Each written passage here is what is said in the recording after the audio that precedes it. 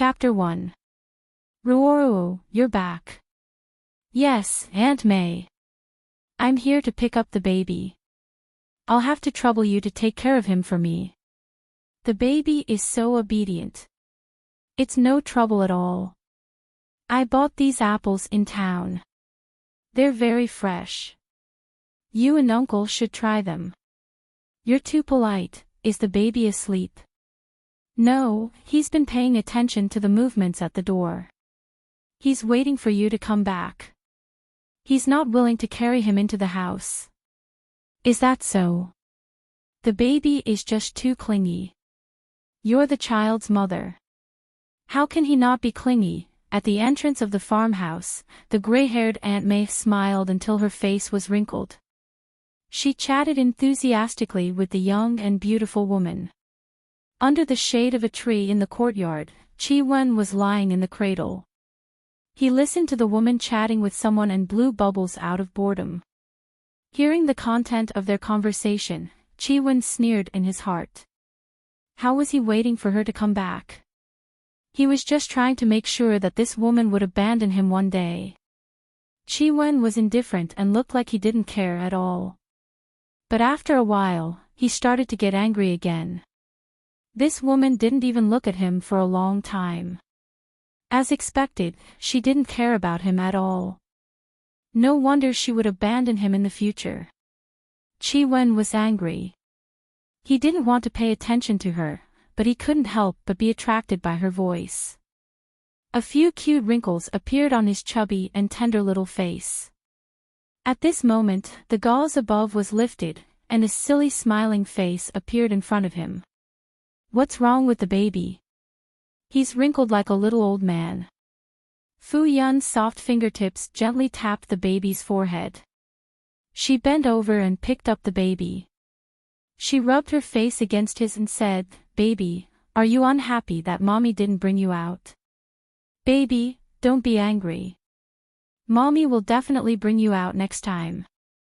Fu Yun had just gone to town to get the express delivery. This village was too remote, and the express delivery point was in town.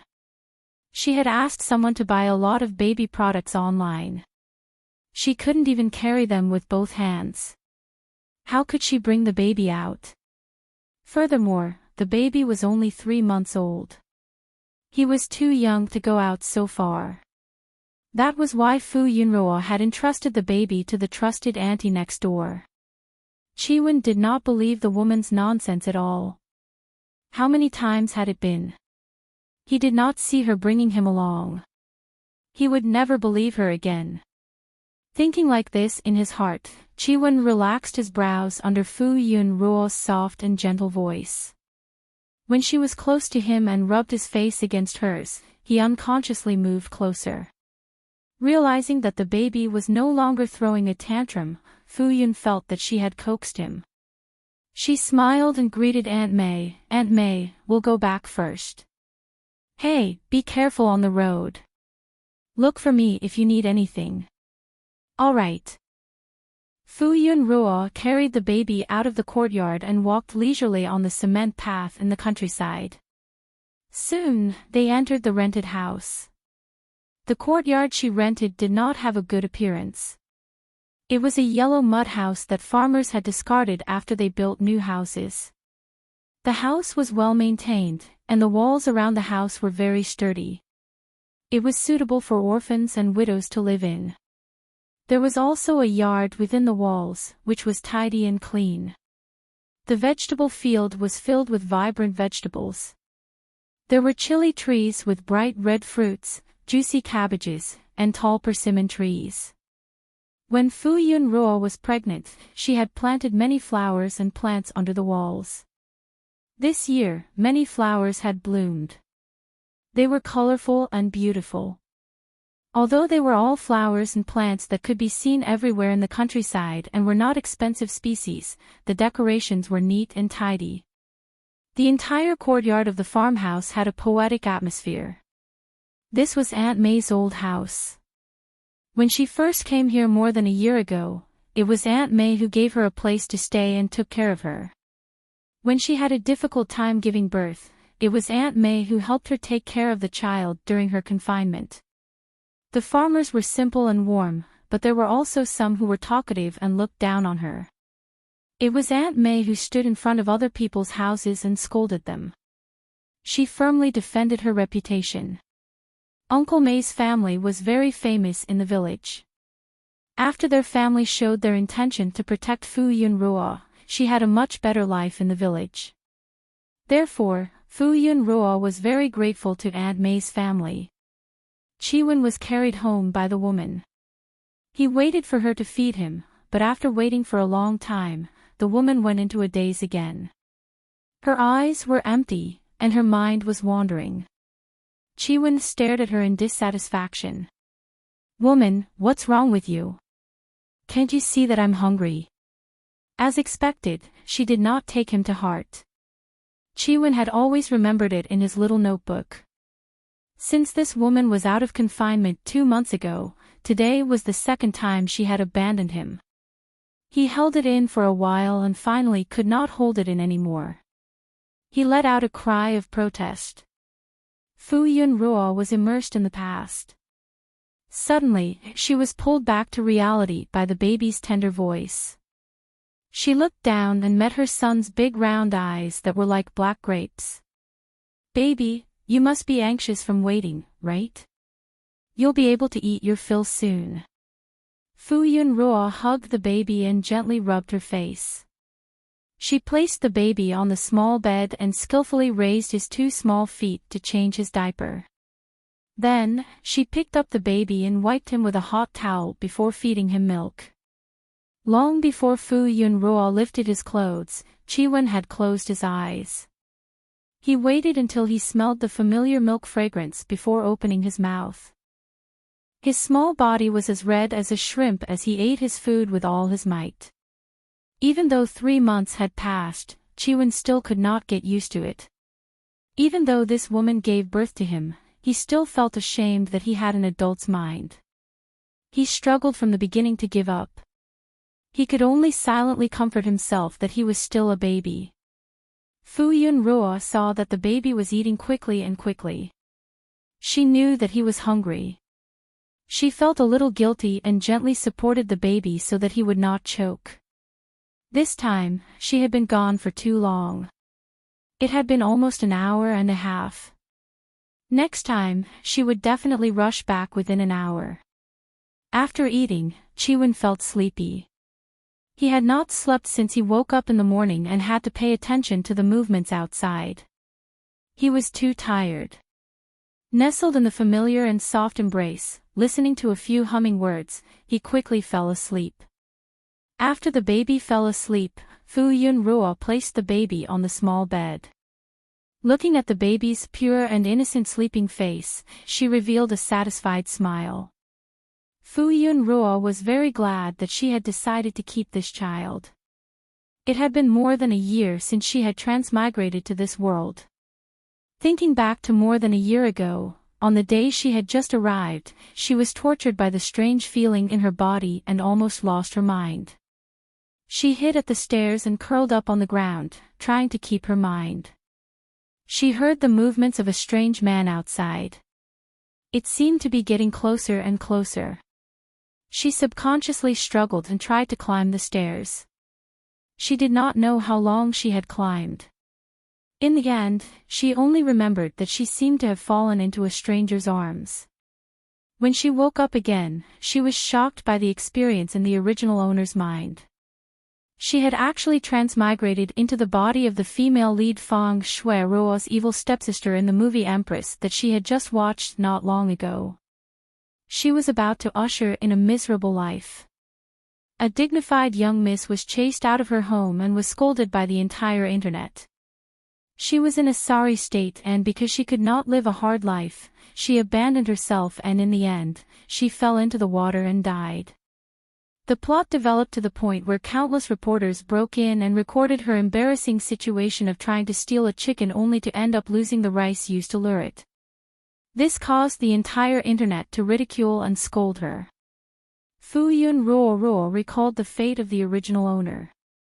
Her first reaction was that she could not be discovered by the reporters, so she hurriedly ran away.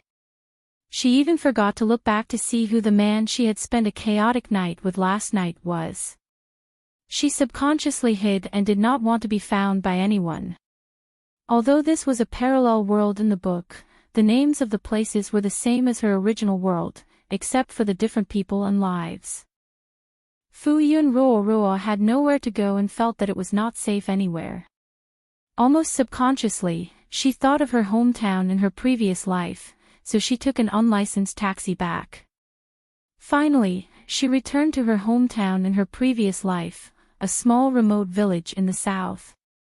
Along the way, she was scared witless and clumsily covered her tracks, afraid that she would be found. Afterwards, she was a little scared. If the stranger who took the unlicensed taxi had bad intentions, her ending would not be better than her original ending. Fortunately, she arrived safely in the end. There was also this village in this world, but she did not have her own home and the villagers were strangers. At the location of her old home, the village chief lived there, which was Uncle May and Aunt May's family. That day, when she knocked on the door of her old home and saw that it was not her grandparents from that world, her tears immediately fell. In her original world, she lived in the countryside with her grandparents when she was young. When she reached the age of school, she was brought to the city to live with her parents. Her parents were workaholics. It was not that they did not love her, but they were very career-minded people. Even if they lived together, they would not see each other all year round, so she did not have a deep relationship with her parents. Her grandparents were worried about her and were not used to living in the city, so they took turns to go to the city to take care of her. It was only when she went to boarding school and high school that they occasionally went to the city. Her grandparents were already in their 70s. She suddenly transmigrated, and she was not sure whether she was dead or not in that world. If her body died, how sad would her grandparents be? Would their bodies not be able to take it? Perhaps it was because she dreamed of what she thought of in the day. She dreamed that the original owner had transmigrated into her body and was accompanying her grandparents happily. After having such dreams for several nights, it was as if she had a feeling that they should have exchanged souls. She was no longer so worried about whether her relatives in the other world were doing well or not and hid here peacefully. Fu Yun Ruo was most worried that those people with bad intentions would find her, but she deliberately did not think about that night and pretended that nothing had happened. She also did not notice the abnormality in her body. By the time she realized it, she was already 3 months pregnant. Fu Yun Ruo suddenly remembered that because of the popularity of the original book, the first movie Queen, the author serialized a second book, the second movie Queen. The new female lead was the daughter of the previous male and female lead. In the book, there was a villain from an orphanage called Chi Wen. He had been working hard to find trouble for the male and female lead, but because he was weak, he could not deal with the male and female lead who had a strong background. In the end, his reputation was ruined and he jumped down from the top floor. Because of the female lead's vague words at that time, although senior, but after all, then she took the initiative to bury the villain. This action brought the female lead countless praise, and everyone praised her for her beauty and kindness. There was also a discussion in the comments section that this villain might be the illegitimate son of the evil stepsister in the first book. The topic of whether it was true or not was torn in the comments section, but the author did not express his opinion. Fu Yun Ruo could not be sure because in the first book, after Fu Yun Ruo was chased out of the house and ridiculed by the entire internet, she went offline. 2 years later, because of her death, her experience of being an escort was dug out and she was ridiculed again. In the end, Feng Shui Ruo stood up and asked the netizens to give her sister some face. It was not until she was pregnant that Fu Yun Ruo was sure that the unlucky villain was really the one in her stomach. So, not only was she trampled on by Feng Shui Ruo, but her son was also trampled on by Feng Shui Ruo's daughter. What kind of tragedy was this? Fu Yun Ruo gritted her teeth. Although she had read the novel, it did not mean that she agreed with the 3 views in the novel. No matter how well the author wrote, it could not cover up some essential problems. Other things aside, the male lead was the original body's fiancé. How could a woman who seduced her stepsister's fiancé be kind? The novel described that she could not control herself, but because of the bottom line of morality, she did not want to be a woman who destroyed other people's relationships. However, in the original body's memory, she was the epitome of green tea since childhood. Because of this, the original body's personality became more and more extreme. It could be said that the original body was played to death by the green tea behavior of the Fong family's mother and daughter. Back to the topic, after Fu Yunruo found out that she was pregnant, she hesitated for a while. In fact, she did not have much memory of that night. When she woke up the next day, she was shocked by the huge amount of information from the original body. Even the shadow of losing her virginity was covered up. Now that she thought about it, she should have avoided the man with bad intentions. The person she bumped into was probably just a passerby, and she took the initiative to pounce on him. This was also good. She would rather treat it as the product of a one-night stand without paying attention to the consequences. She did not want to be pregnant with the child of a man who was arranged by someone. That would be even more disgusting. Fu Yunruo decided to give birth to the child after careful consideration. Firstly, the child's future would be too tragic. She wanted to start over again. She wanted to love the child well and make up for what she owed the child with the original body. Secondly, she was too unfamiliar with this world. The original body's only relative was unreliable. She was too lonely. She wanted a tie. The most important point was that she could not make up her mind to abort the child and kill a life. From the moment she felt the movement of the child in her stomach, she knew that she would not regret this decision in her life. Chapter 2. Chiwon woke up from his restless sleep and stared at the childish gauze curtain. The room was quiet, and he wanted to cry out loud, but he held it back in time. As a 3-month-old baby with adult thoughts, he would not cry the moment he woke up like other children. He struggled to pull his hand out of the not-too-tight swaddle, blinked his big black eyes, and pondered seriously.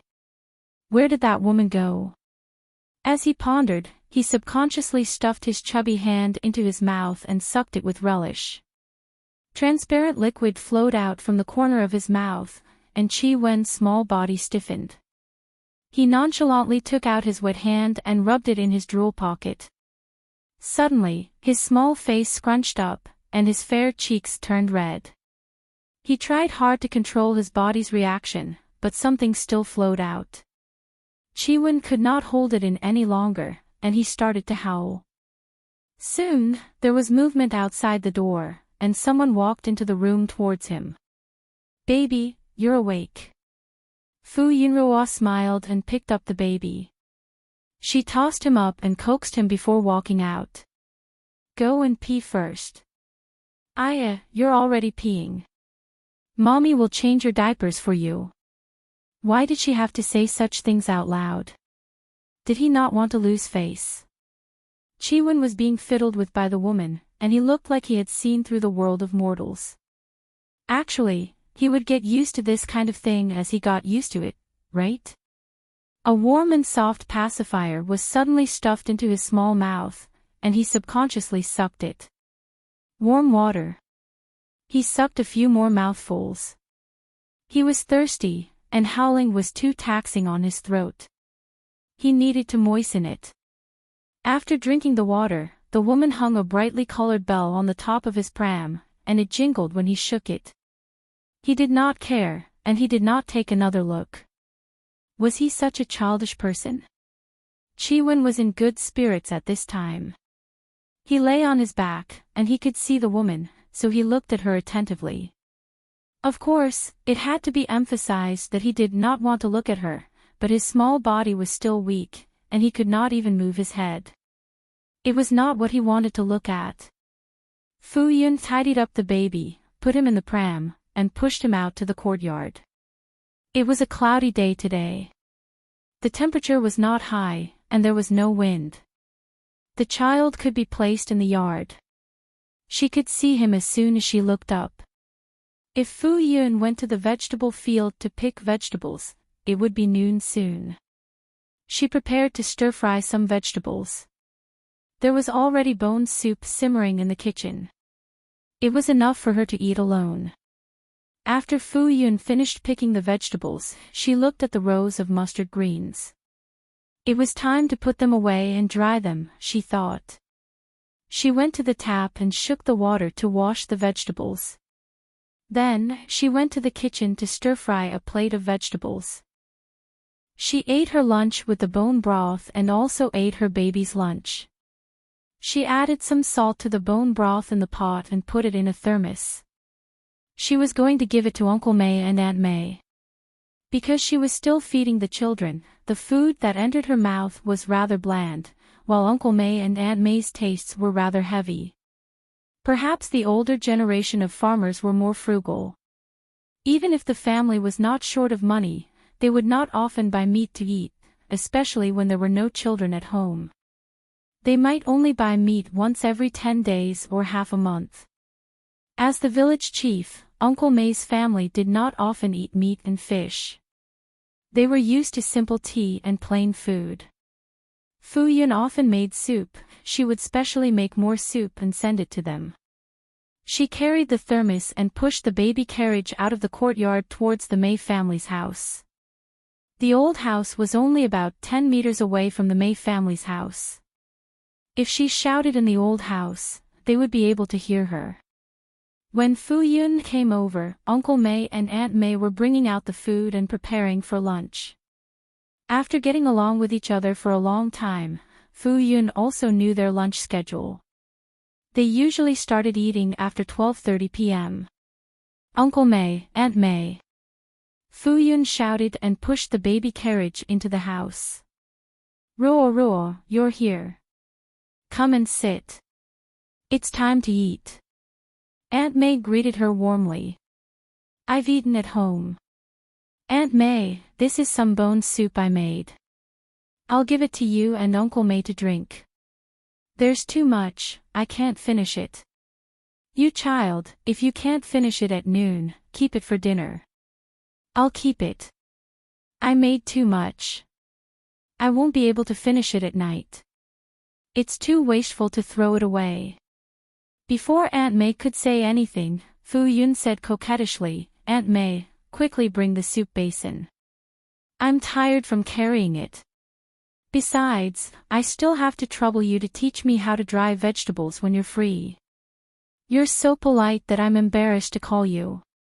Fu Yun also knew how to dry vegetables, but she had eaten the dried vegetables given by Aunt May before and felt that it was better than hers, so she wanted to learn from Aunt May. Uncle May said, this is the child's kind intentions. Just accept it.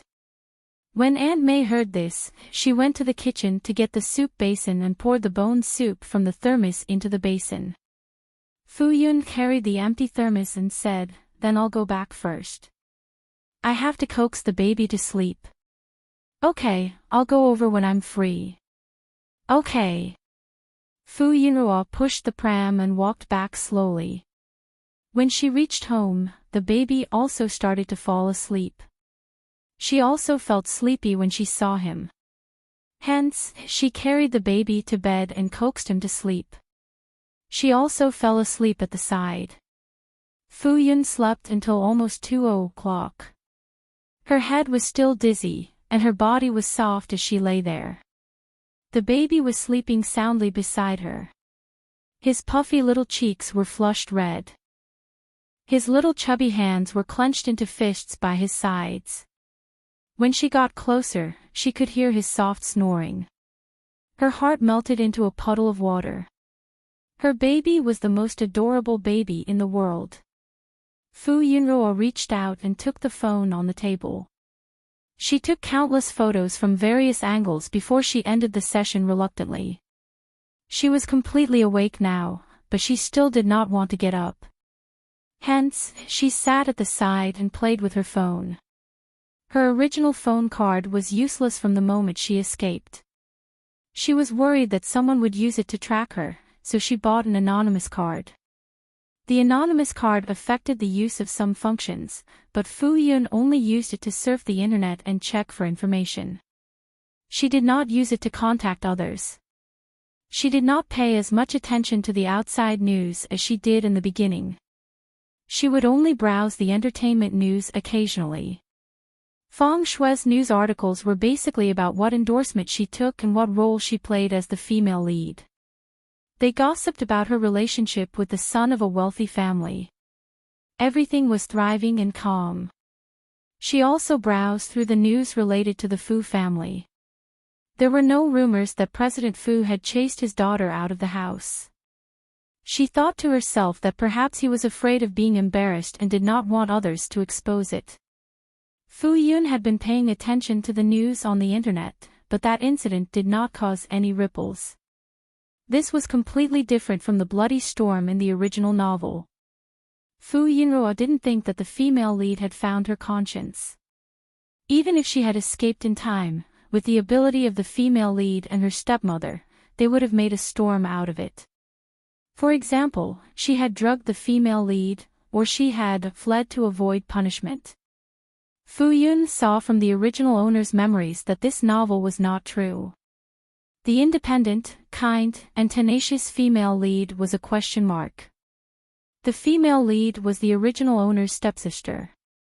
Ever since this mother and daughter entered the Fu family, they treated her very well on the surface. But in reality, she did not know how much they had wronged her. At that time, the original owner was young and did not know how to express herself. She complained to her father many times, but was reprimanded time and time again. Gradually, the original owner understood that her father was not reliable. She became sharper in an attempt to protect herself. The chauvinistic Fu Shiqin's father did not know that there were many ways for a stepmother to torture her stepdaughter. Fu Yun combined the original owner's memories with the original owner's memories and felt sad. It was not easy for the original owner to grow up. So it was normal for her personality to become more extreme.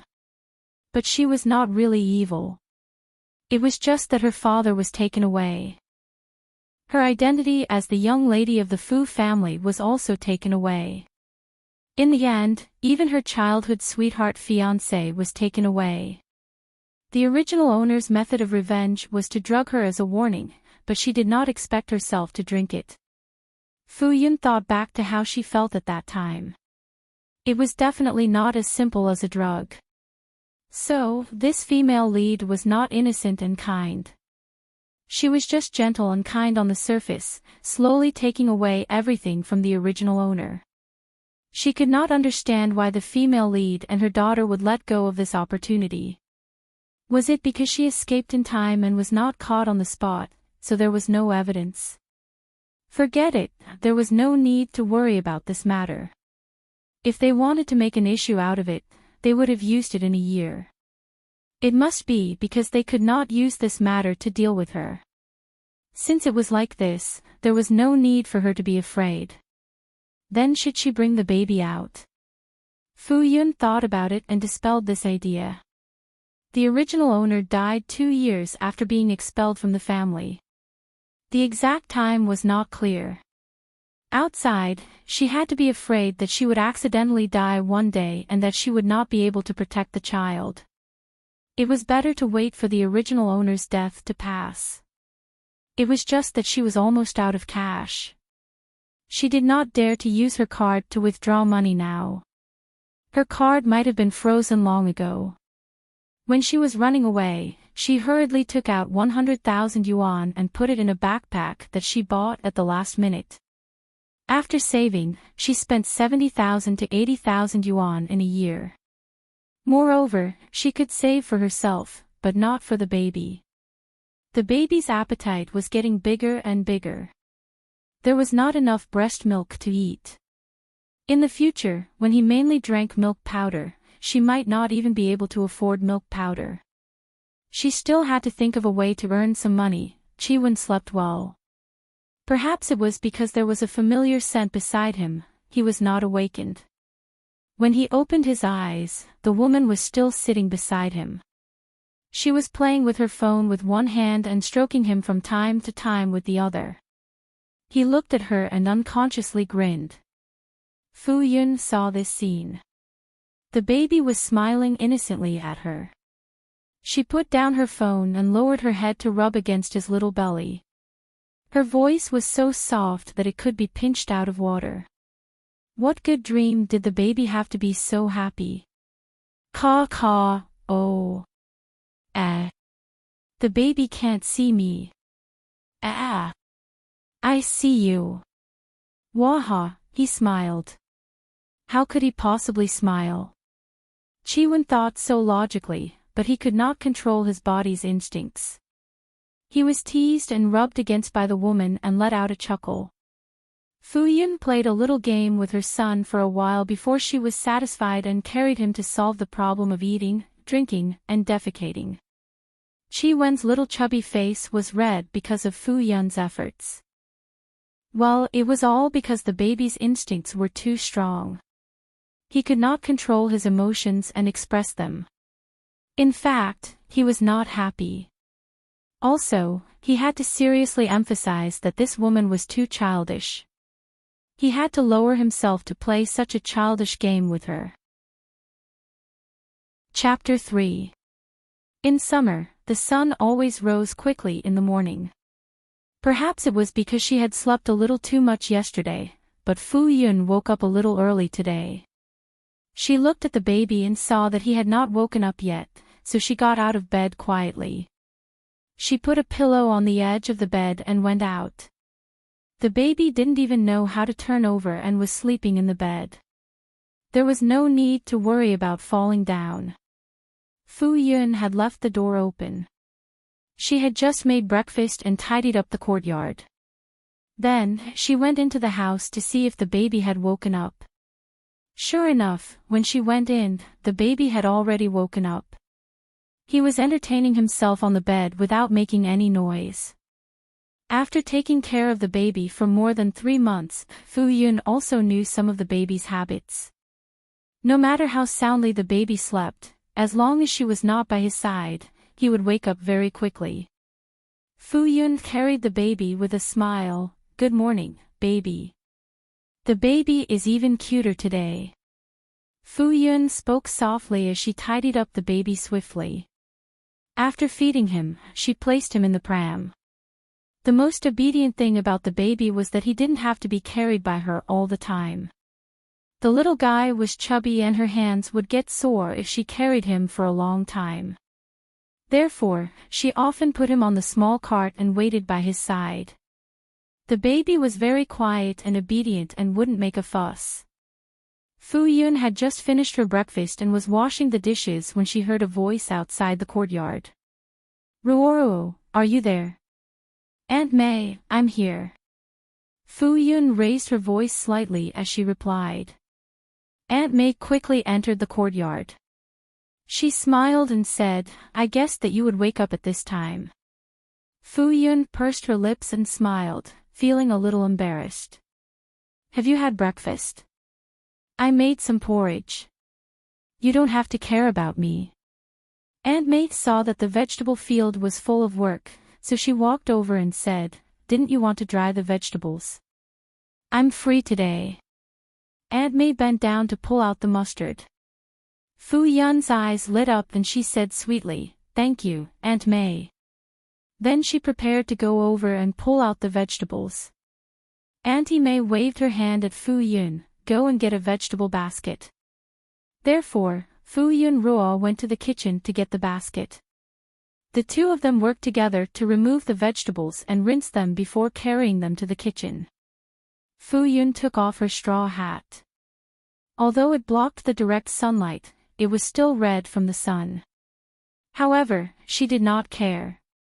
She wiped her sweat. Thinking about how she was about to become a delicacy, she was filled with motivation.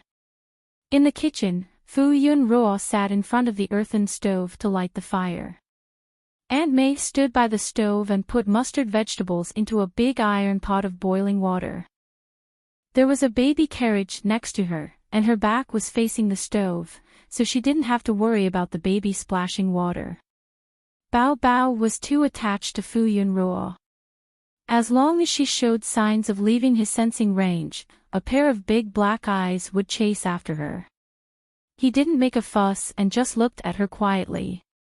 Her heart softened and she felt that it was a sin to leave the baby alone. "Have you decided on the child's name?" Aunt May asked casually as she boiled the vegetables. "Not yet." Fu Yun looked extremely distressed.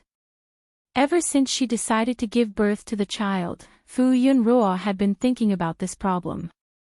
She even bought a dictionary for this reason.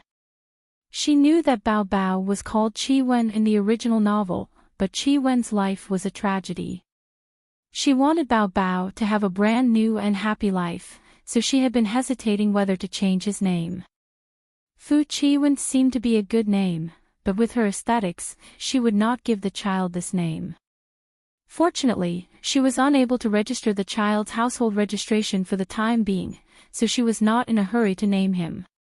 After Bao Bao was born, taking care of him consumed a lot of her energy, so she forgot about the matter of naming him. Now that Aunt May suddenly mentioned it, Fu Yunruo felt that it was urgent to name the baby. Aunt May said with a smile as she boiled the mustard vegetables, "When the child was just born, your uncle even calculated the time for the child and said that he was short of water. You never mentioned naming the child, so he was too embarrassed to tell you. Although science is promoted now and not superstitious, it is still for the sake of the child. I hope that the child can have a smooth life. Believe it or not, you can take it as a reference." Aunt May did not ask Fu Yunruo to name the child according to their elders' wishes. They were particular about this, but after all, Fu Yunruo was not from here. This child was obviously from the city.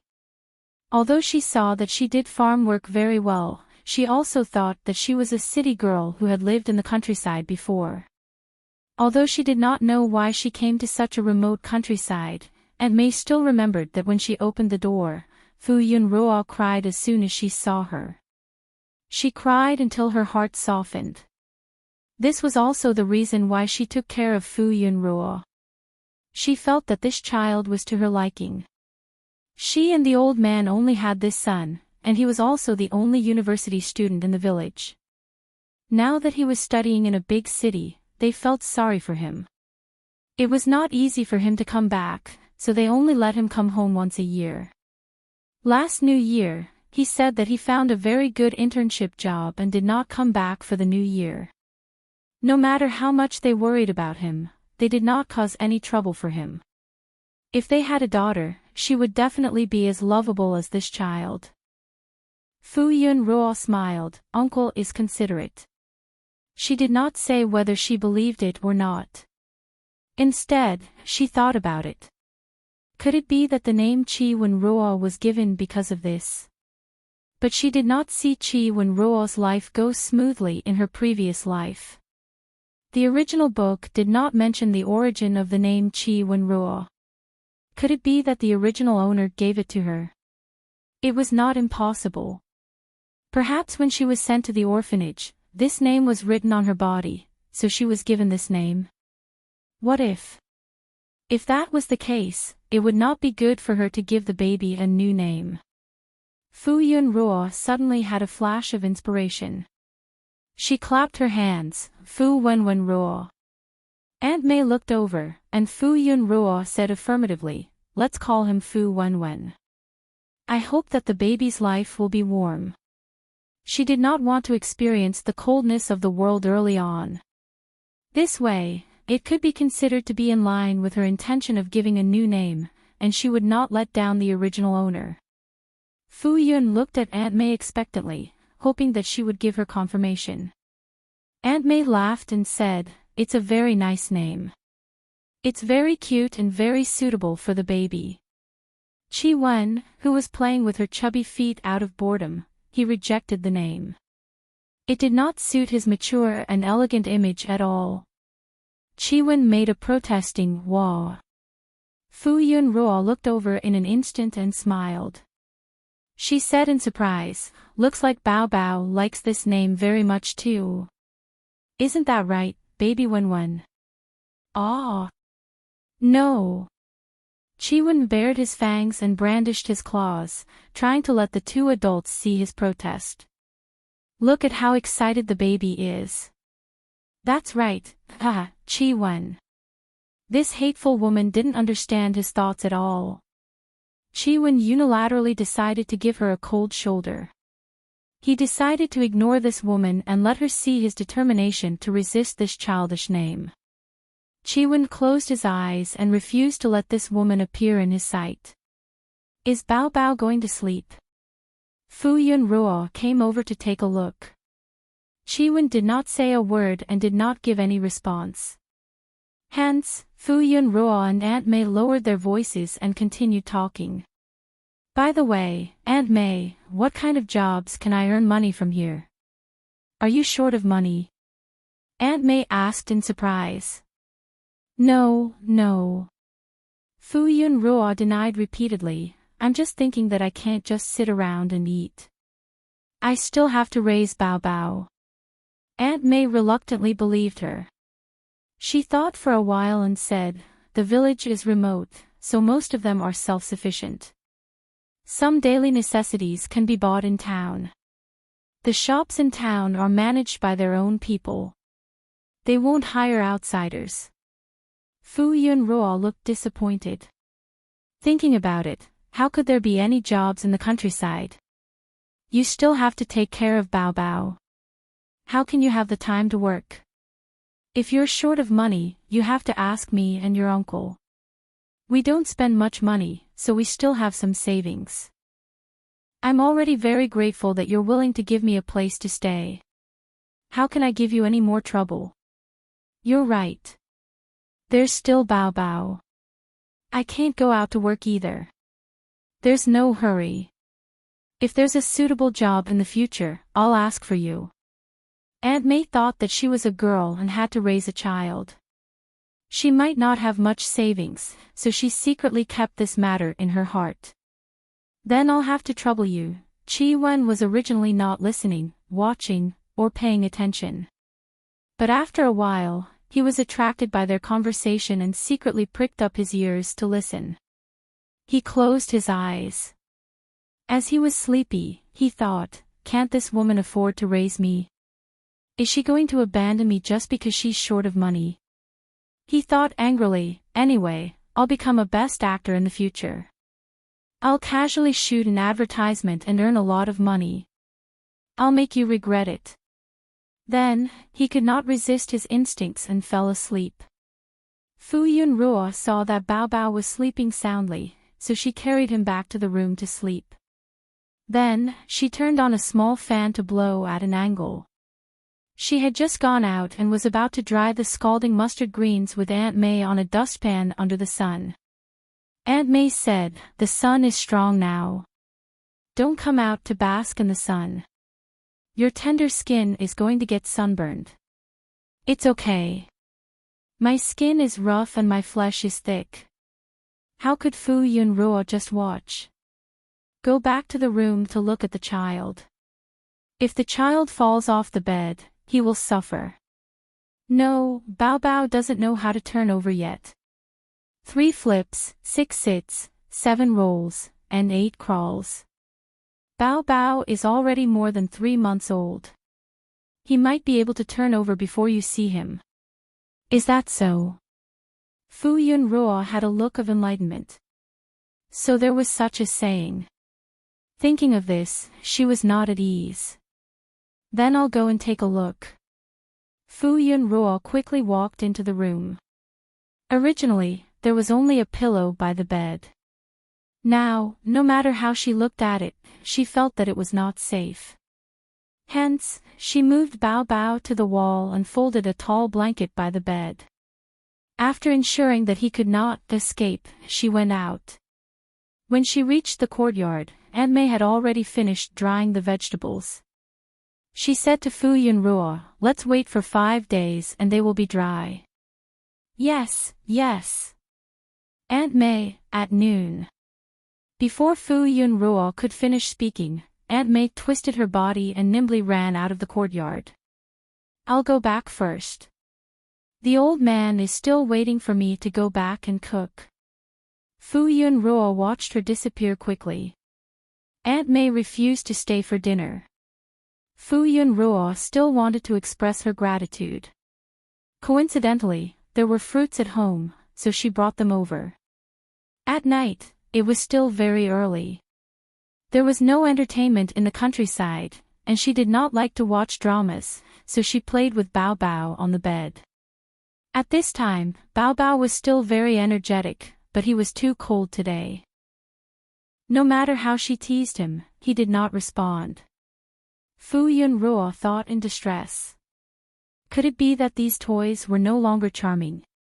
She remembered what Aunt May said during the day and suddenly had something to do. She lay beside Bao Bao. Bao Bao, look at me. Quickly look at Mummy. Hey! Fu Yunruo pretended to turn over with difficulty and then turned to look at Bao Bao. I turned over. Isn't Mummy very powerful? Look again. Fu Yunruo turned over again and looked at the baby expectantly. Has the baby learned it? Has the baby learned it? Fu Yun was even more motivated to demonstrate when she saw the baby's dark eyes staring straight at her. His little cheeks were puffed up and he looked extremely adorable. Hey! Watch me turn the tables. I'll flip, flip, flip, flip. Qi Wen was speechless. He watched as the woman tossed and turned as if he was looking at an idiot. Who wouldn't know such a simple action? He didn't care about this childish woman. What about the baby? Mommy doesn't know how to flip over. How can I flip over? Her pretty face scrunched up as she looked over pitifully with a pleading expression. Qi Wen. This stupid woman is really hopeless. She can't even remember how to turn over. Look at me. Qi Wen held his breath and shook his small body vigorously. Finally, he turned over with difficulty and looked at the woman. Did you see that stupid woman? That's how she flipped over. Wow, the baby is so powerful. Fu Yunruo clapped her hands in surprise and turned over to lie on her stomach. Then, she continued to frown. Then how do I flip back? Sigh, it's really too difficult for me. Wasn't this simple? Look. Qi Wen raised his head and supported his small body as he tried his best to flip back. He crossed his chubby arms and legs and looked at her proudly. Did you see that stupid woman? Fu Yunruo praised him. Wow, the baby is so powerful. You're awesome. The baby is the most powerful baby that Mommy has ever seen. The baby will be even more powerful if you flip over again. That was natural. Qi Wen was extremely proud. It was just flipping over. How could it be difficult for him, the Golden Horse Best Actor? Under the woman's sweet words, Qi Wen flipped over again and enjoyed the woman's fancy flattery. After a long time, he suddenly reacted. That's not right. Wasn't he in a Cold War? Why was he playing such a childish game again? He looked up angrily and saw a proud face smiling especially brightly. He couldn't get angry. Chapter 4. Qi Wen fell into an autistic state. He had already decided to ignore her, but in the end, he was always seduced into playing with her. Was he so childish and ridiculous when he was young? When he was young, when he saw other children chasing and playing with their parents outside, he would scoff at them and look down on them. Since he could remember, in order to snatch a bite of food, he would fight with children who were older than him. In order to stand out, he crawled and crawled. In the entertainment industry, he was treading on thin ice and trembled with fear. Even when he became famous later on, he still had to plan step by step. So when he could not remember, there was also such a simple time. He could not remember at all, Fu Yunruo did not know the ups and downs of her son's inner thoughts. After her son turned over a new leaf, she could not wait to share it with others. Early the next morning, she carried the baby to Aunt May's house. Before entering the house, she said excitedly, "Aunt May, the baby can turn over." Aunt May was drying clothes in the courtyard. When she heard that, she smiled and said, "Oh, the baby can turn over. That's great." Uncle May came out of the house with a fan in his hand. "Wen can turn over." "Yes, Uncle May," Fu Yunruo replied with a smile. "Last night, Wen turned over 3 times. Fu Yunruo pondered for a moment. Since they had already decided on the baby's name, there was no need to call him by such a common nickname. She decided to change his name to Wen in the future. "That's amazing." Uncle May immediately smiled. Aunt May took out a bamboo mat and laid it on the floor of the living room. Then, she placed a thin blanket on it. Fu Yunruo gently placed the baby on it and encouraged him, "Wen, turn over and show your grandparents." Uncle May and his wife also came over and watched happily. Chi-Wen lay on the mat and looked at them silently. He subconsciously stuffed his chubby fingers into his mouth. He did not want to perform. Fu Yunruo pulled his chubby little hand out and wiped the saliva on it. She also wiped the corner of his mouth. "Wen, you can't eat my hand." Fu Yun coaxed the baby for a while, but the baby was still quiet and did not respond. Aunt May was disappointed that the baby didn't turn over, but she smiled and said, "The child is still young and doesn't understand. When he wants to turn over, he will naturally turn over." "That's right. Children grow fast. They'll be able to crawl and walk very soon. We'll have a lot to see then." Fu Yun said proudly, "Wen is very obedient, she must be very worry-free." Chi-Wen looked at the woman and then at Grandpa May and Grandma May. Then, he moved his limbs and used all his strength to turn over. After flipping over a few times last night, he had already mastered this skill. He knew how to flip over faster and more effortlessly. As soon as he turned over and laid on his stomach, his ears were filled with praises and flattery, as if he had done something amazing. He really couldn't understand these adults. It was just a flip, and he didn't know what kind of fun it was. Every time he moved, he would cry out in surprise for a long time. "What a big fuss." He flipped over again and looked at the 3 faces that were smiling like flowers. Well, he gave them face because Grandpa May and Grandma May had taken care of him a lot. He comforted himself in his heart. He just took it as a form of entertainment. After showing off, Fu Yun carried the baby home in satisfaction. Since then, she fell in love with this game. Every day, she would coax the baby to flip over for her to see. She wanted to record the child's growth process. It was just that the baby was too cold. Every time, she had to personally demonstrate a few times before he would give her face and flip over. Fu Yun sometimes wondered if the baby was treating her as a toy. The weather was getting hotter and hotter. The old house had a courtyard, trees, and wind, so the house was not particularly hot. It was fine to just turn on the fan. Children were tender and weak, so they couldn't be exposed to such a strong sun. Fu Yun basically took care of her son at home every day. Everyone didn't like to go out during the day, but the village was lively in the evening and at night. The neighbors in the village fanned themselves and sat on small stools, talking about family matters. The older children ran around with the younger children laughing and playing. Fu Yun also carried the child out for a walk to get some fresh air. Even a homebody would feel bored staying in the same house all day. Most of the people who stayed in the village were the elderly and the children who were left behind in their hometown. Most of the young people went out to work. Fu Yun and the baby, this pair of good-looking mother and son, were very conspicuous in the middle. She had been here for more than a year and had a good relationship with most of the people in the village.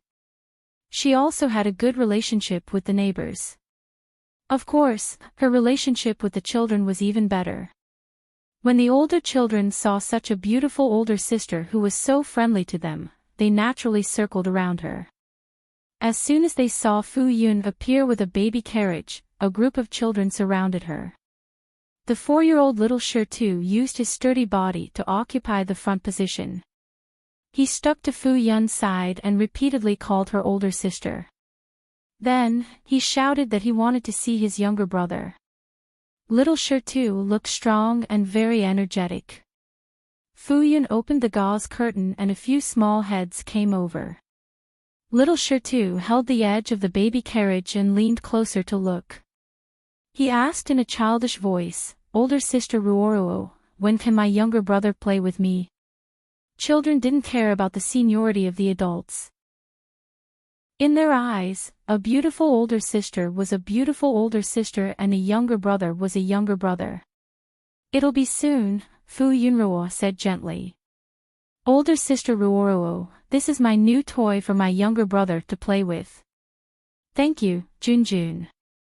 But my younger brother is still young and can't play with him." "Junjun, you can play with me when you grow up. I will take good care of him and let him play with me in the future."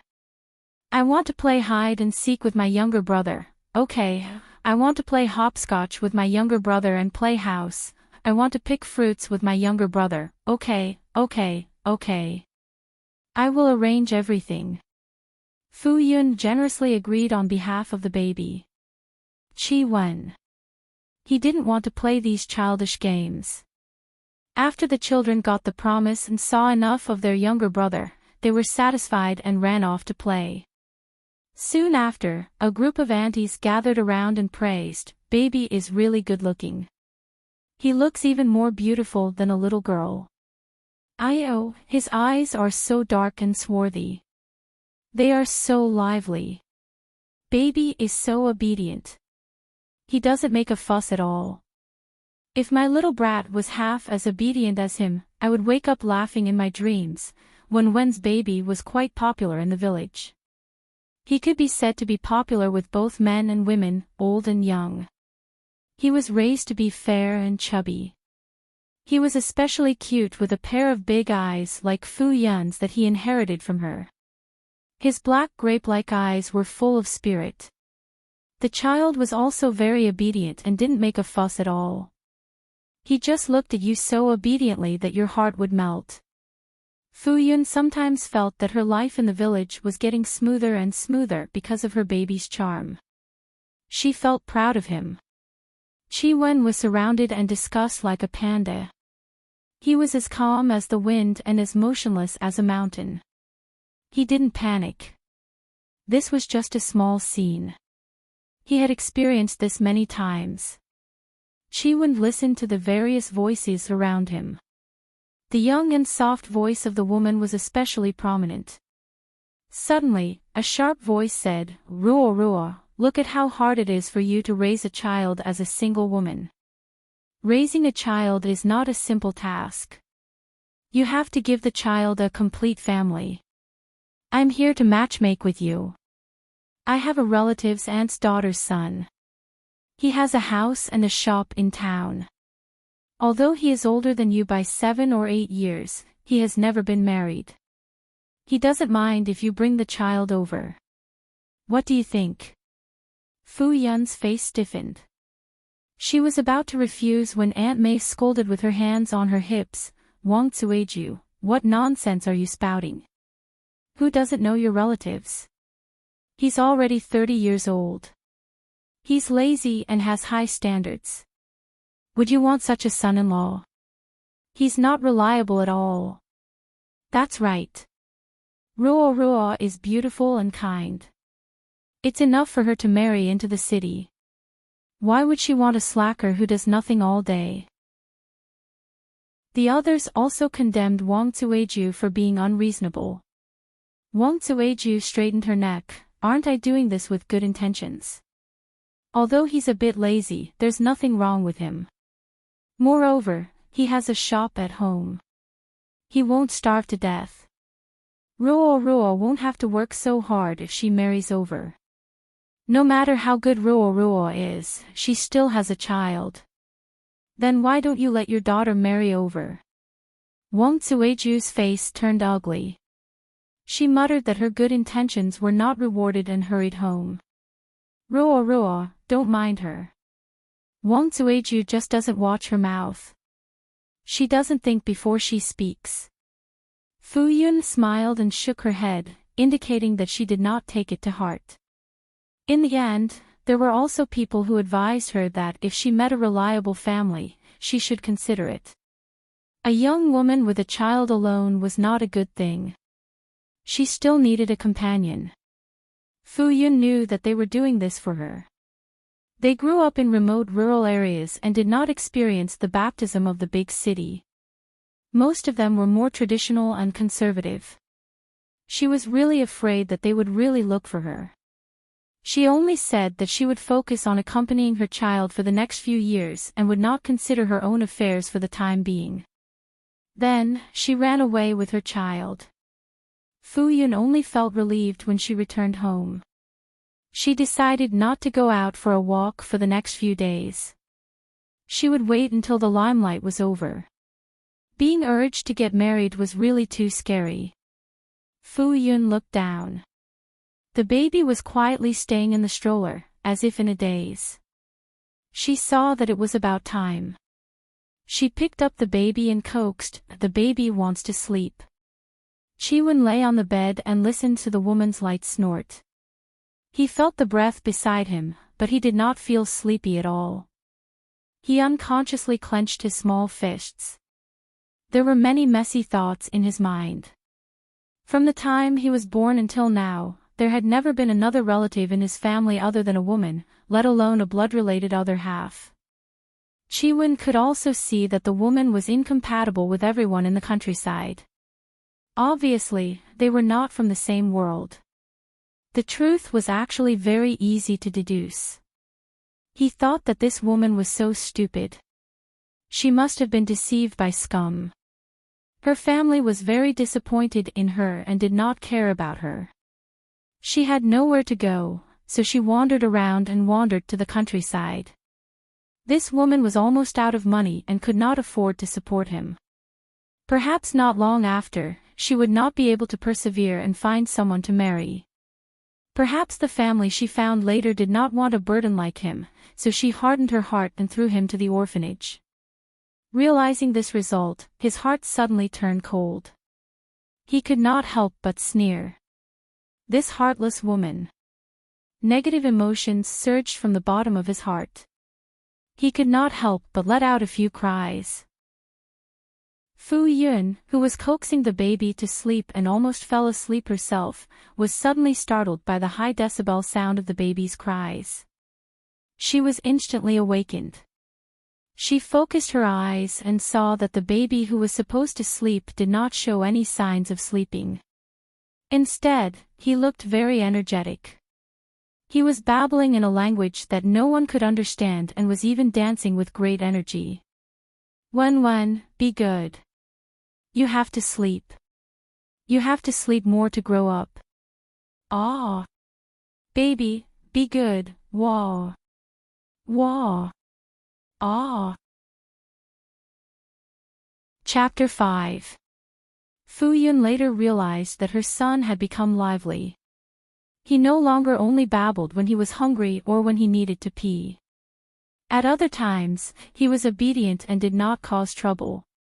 At that time, Fu Yun still felt that her son was like a girl. She was worried that boys were too quiet. Now that he was lively, she felt that it was better this way. In the past, he was too quiet, and it made her inexplicably worried. Now that he liked to cry, it was as if a big stone had been removed from her heart. However, after a few days, Fu Yun could not take it anymore.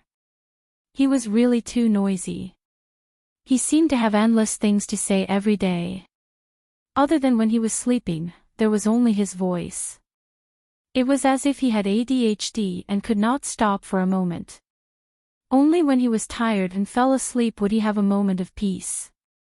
Moreover, when he was placed in the stroller, he was unhappy and insisted that someone carry him. No one else could carry him, he only wanted her to carry him. Previously, Auntie May could still carry him. Now that she carried him, his small body straightened and he was very resistant. The little guy was really strong. Fu Yun was really afraid that she would not be able to hold him and fall, so she could only carry him herself. And recently, the baby did not like to drink milk powder. After the baby was 3 months old, Fu Yun bought a can of milk powder suitable for this age. She fed him once before he went to bed at night and breastfed him at other times. When Fu Yun drank milk powder for the first time, she felt that the baby liked to drink milk powder more. However, when Fu Yun heard that breast milk could strengthen his immune system, she was determined to only soak in milk powder once a day. Now, he was very resistant to drinking milk powder. When he saw that she was going to make milk powder, he babbled excitedly. After she made milk powder, he still refused to drink it. Fu Yun was worried that the baby's body was not well, so she specially went to the clinic to take a look. The doctor diagnosed that there was no problem. When she saw that he was still drinking milk normally and that the baby fat on his body did not decrease, she felt relieved. Perhaps he felt that milk powder was not as good as breast milk, but the child's taste changed. Fu Yun finally understood the hardships of the complaints of the mothers on the internet. At that time, she compared herself to the mothers on the parenting forum and felt very proud. Her son was the most considerate and obedient in the world.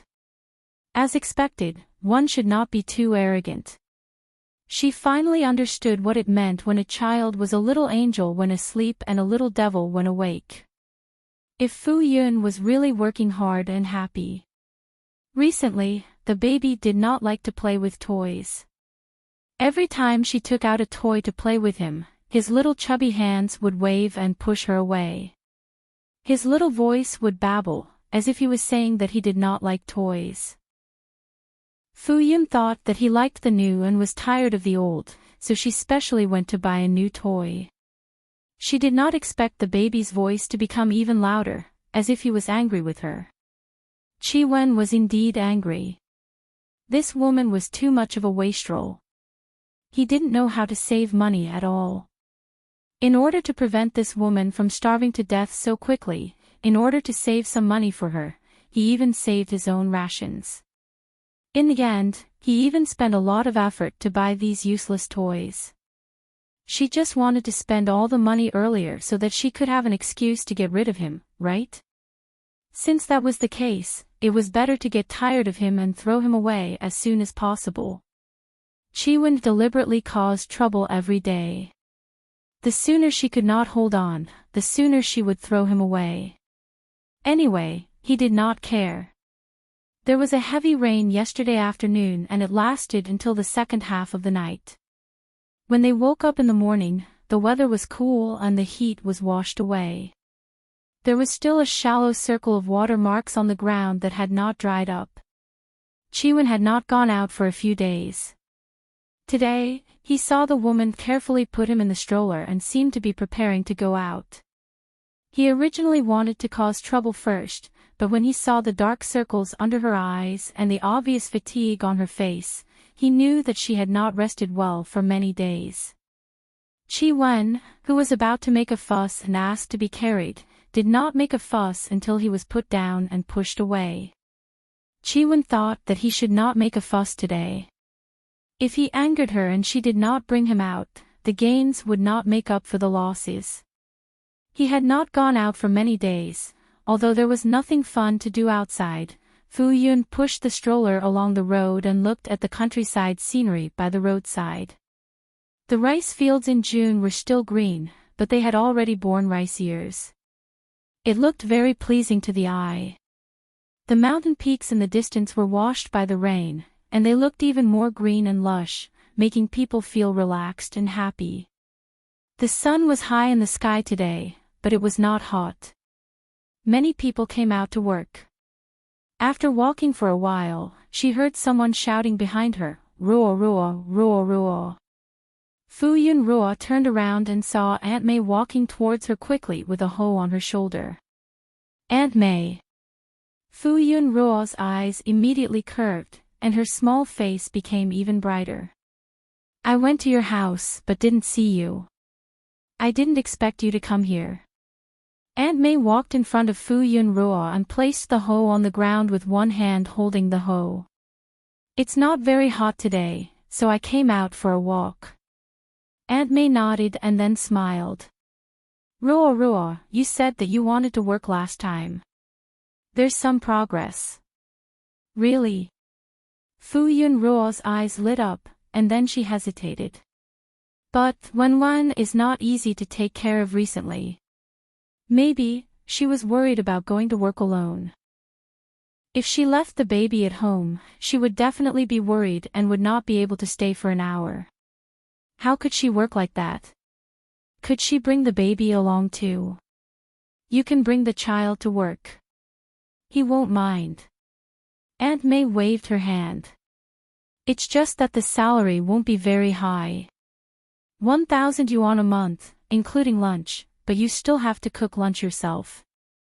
There's no fixed holiday in a month. If you have something to do, you can just apply for leave. 1,000 yuan is enough." "Thank you, Aunt May." Fu Yun Ruo did not mind at all. She knew that in such a remote village, there were basically no job opportunities. Even if there were one or two, there would probably be many people who would be willing to work for a few hundred yuan. Aunt May probably used a lot of favors to help her get this job. Fu Yun Ruo thought happily. 1,000 yuan a month could buy 2 cans of milk powder, buy cheap toys and 2 sets of clothes for the baby, and also save lunch. Fu Yun Ruo immediately agreed when she heard that she could bring the child to work. Aunt May saw that Fu Yun Ruo was purely happy and did not look reluctant at all. She heaved a sigh of relief in her heart. It was good that she did not mind. She was worried that Ruo Ruo would be disappointed. She knew that in a big city, a salary of 5,000 to 6,000 yuan was very low. Many white-collar workers only had a salary of tens of thousands of yuan a month. However, she was an old woman in the countryside. There was no place for her to find a job with a salary of tens of thousands of yuan. Even this job was only given after the old man licked his face and asked for it. It was good that she could be of help. Aunt May was happy. She picked up the hoe and said, "All right then. Come over early tomorrow morning. I'll bring you there and get you to know the way. I'll go to the field first." "Okay." Fu Yun Ruo replied sweetly, "Thank you, Aunt May." Fu Yun Ruo was elated. She lowered her head and said happily to the baby who was looking at her with wide eyes, "Aunt May is so nice. We must be filial to Aunt May in the future." She did not have to worry about running out of money anymore. 1,000 yuan was not much. At least, the baby would not have to worry about 2 cans of milk powder a month. Fu Yun Ruo did not expect Aunt May to really find a job for her. No matter how tiring the job was, she had to persevere. She could not let Aunt May down. Sigh, she was too excited just now and did not think to ask Aunt May what the job was. But it did not matter. She would know tomorrow. Fu Yun Ruo walked for a while in a happy mood. Then, she turned around and went home. Just as she entered the village, she was stopped by someone. Fu Yun Ruo looked and saw the village's Aunt Wang walking towards her with a smile. "Ruo Ruo." Aunt Wang looked around and saw that there was no one around. Her face immediately bloomed into a chrysanthemum. "Have you considered the matter I mentioned last time?" Fu Yun Ruo saw Aunt Wang's mysterious look and thought that it was something serious. She did not expect that. Aunt Wang was unwilling to give up. Fu Yun Ruo said helplessly, "Aunt Wang, I just want to raise the child well. I don't want to consider anything else. Sigh, you child. Aunt Wang was anxious. The child can't do without a father. You should find a father before the child can remember anything. Otherwise, the child will not be close to the stepfather. I really don't want to consider it. You don't have to worry. You're a young woman. Life won't be easy for you. If you don't like this one, there are others. I have another one. Auntie Wang was eloquent and introduced Fu Yun to other people. Fu Yun could not get a word in at all. Ah! Chi-Wen couldn't take it anymore and yelled angrily. That woman had already said that she didn't want him anymore, so why was she still clinging on to him? Are you bullying her because she's young and doesn't dare to fall out with you? He didn't want a stepfather at all, okay? The baby pooped. I have to change his diaper quickly. Bye, Auntie Wang. Fu Yun Ruo found an excuse and hurriedly pushed the stroller back home. Auntie Wang could not stop crying from behind. Fu Yun finally got rid of Auntie Wang with great difficulty. She looked like she still had lingering fears. She patted her chest. Fortunately, she had escaped quickly. Fu Yun Ruo bent over and picked up Chi-Wen. She grinned and rubbed her face against Chi-Wen's. Fortunately, we have the baby. The baby is so awesome. Otherwise, Mom will be taken away by the big monster. Chi-Wen let her rub her face expressionlessly. She laughed in her heart. Although there was such an episode in the middle that affected her mood a little, she was still very happy. She was going to work tomorrow. Chapter 6.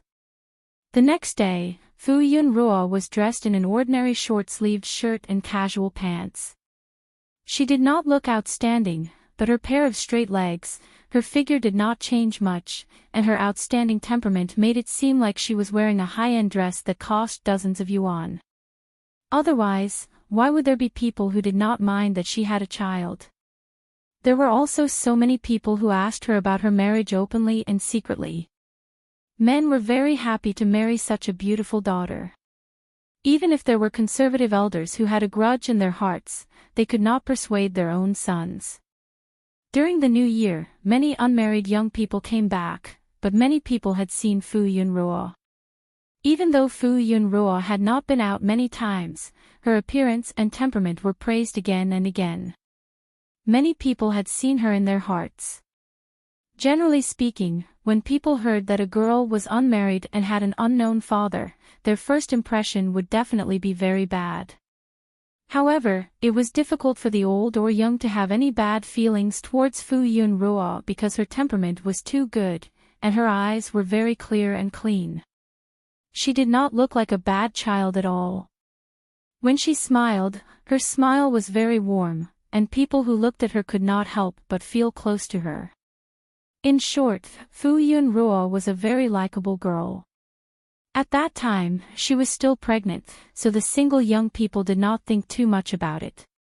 However, recently, when they called home and heard their families talking about finding a partner for her, the unmarried young people were ready to make a move.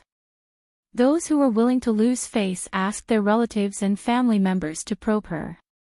It could be said that once Fu Yun Ruo nodded, there would probably be young people coming back immediately for a blind date. Fu Yun Ruo carried her son on her back with a sling.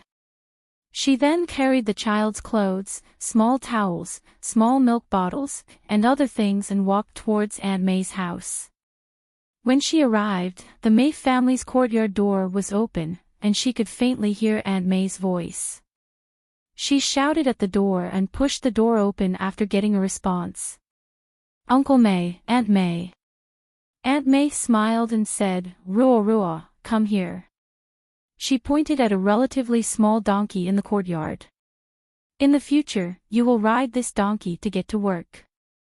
You can charge it at night." "No need, I can buy it myself. Just lend it to me for a day or two." Fu Yun's face turned red.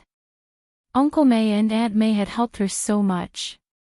How could she have the nerve to take their things? Moreover, the donkey was considered a rather valuable item in this family. We don't really need it at home. You can use it without worry, Aunt May said casually. All right, let's hurry over before that old fellow nags again. Aunt May pushed another donkey out of the courtyard. This was the car she borrowed from next door. After sending Fu Yun over, she still had to come back. Okay. Fu Yun did not say anything else. She secretly decided that she would go to town to buy a donkey in 2 days. The two of them pushed the donkey out of the yard. Aunt May suddenly asked, "Hey, where's your baby carriage?" "Aw. Do you want me to bring it with me?" "Of course. Why don't you carry it the whole day?" The adults are tired and the children are uncomfortable. Fu Yun thought about it and agreed, so she went back home to bring the car. Then, he rode on the road. Their car drove very slowly. Aunt May still had to teach Fu Yun the way. Fu Yun was learning the way while listening to Aunt May's words. "When we get there, you can just call him Uncle Gua. He's of the same generation as me. The old man is 70 years old and has no children. He's a little stubborn. He's from the Gua village in the neighboring town. Your Uncle May's aunt is married to Uncle Gua's youngest uncle. With this layer of relationship, he'll more or less take care of you, so don't worry. He's old and has a bad temper. You should be more tolerant of him. Old man Gua was very powerful when he was young. More than 50 years ago, he was the only university student in the Gua village who passed the exam. After that, he had been mingling outside. Everyone thought that he had made a name for himself. Who would have thought that he would suddenly come back alone 20 years later and spend all his savings to contract a large piece of land? The old man's aunt couldn't find out what happened to him outside. He buried his head in the flower field all day long and didn't allow anyone to go in. His temper is very bad. Old man Gua is old. Some time ago, he fainted in the field. If someone didn't pass by and see him, he might have passed away. That's why his family strongly wanted him to take in someone to help him. He despised his nephews for being clumsy. Look, I thought that you, a girl, are very attentive, so I asked your uncle for a chance. We'll go directly to the flower field. When you go there in the future, pay more attention to old man Gua's health." Fu Yun nodded as she looked at the road. This job was much better than she had expected. Wasn't this a flower farmer? Which girl didn't like flowers? Working in such an environment, her mood also became good. The flower field that Aunt May mentioned was not far from the village. It would only take them about 30 minutes to get there if they drove slowly. In the future, when she was familiar with the road, she would drive faster and arrive in 15 minutes. The flower field was at the foot of a mountain and was surrounded by steel wires. From the outside, one couldn't see the inside. Although it was at the foot of the mountain, it wasn't very remote. The flower field was close to the side of the villagers' gathering place. It was about 20 meters away, and there was a red brick house built. They pushed the car and stopped in front of the iron gate with steel wires. Aunt May raised her voice and shouted inside, "Old Gua. Old man Gua. Come and open the door." A minute later, there was movement inside the door. Not long after, the iron gate opened and an old man with a wrinkled face walked out. He said in a particularly angry tone, "Are you calling for a ghost?" Fu Yun Ruo was shocked and patted her back subconsciously, afraid that the baby would be frightened. Aunt May was not afraid at all. She said in a loud voice, "I've brought her here. You'd better control your bad temper. Don't scare my Ruo." Old man Gua's critical gaze swept over. Fu Yun Ruo quickly smiled. "Hello, Uncle Gua. My name is Yun Ruo." Old man Gua snorted and looked away. "I'll go back first. Ruoro, I'll pick you up tonight. It's okay, Aunt May. I remember the way. There were many twists and turns in the countryside. Fu Yun Ruo would definitely not get lost if she remembered the turns she took every time. Aunt May was worried. It's settled then. I'll pick you up at 6. Aunt May said a few words and then left on the donkey. Fu Yun Ruo stood there in a daze. When she saw Uncle Guo turn around and go in, she hesitated for a moment. Old man Guo turned around. Why aren't you coming in? Are you waiting for me to invite you in? His tone was still not very good, but he expressed his meaning. Fu Yun Ruo agreed and hurriedly pushed the little donkey in. When she found a place to put the donkey and turned around, Uncle Guo was already gone. Fu Yun Ruo, what was she going to do? Where was she going? Fu Yun Ruo couldn't enter the house casually. She could only put the big bag next to the donkey and the baby carriage on the ground. Then she quickly went to find her. She looked left and right curiously and carefully. She was quite interested in this flower garden that Uncle Guo didn't let other people in. There were many flower seedlings in the potted plant field outside, but Fu Yun Ruo didn't know what kind of flowers they were. In the original body's noble daughter class, there was the skill of picking flowers. However, with such a hypocritical stepmother, how could she really learn it? In the end, wasn't there a rumor that she was an ignorant and incompetent vase girl who only had looks? The mud outside was a little messy. Fu Yun Ruo didn't dare to touch it casually, for fear of mixing things up. Jianlan, Xiaohong, Dendrobium, Chunlan, some of them had already bloomed. Fu Yun Ruo could recognize some of them, but she couldn't recognize all of them. Fu Yun Ruo thought, could all these flowers and seedlings be varieties of orchids? Did Uncle Guo like orchids so much?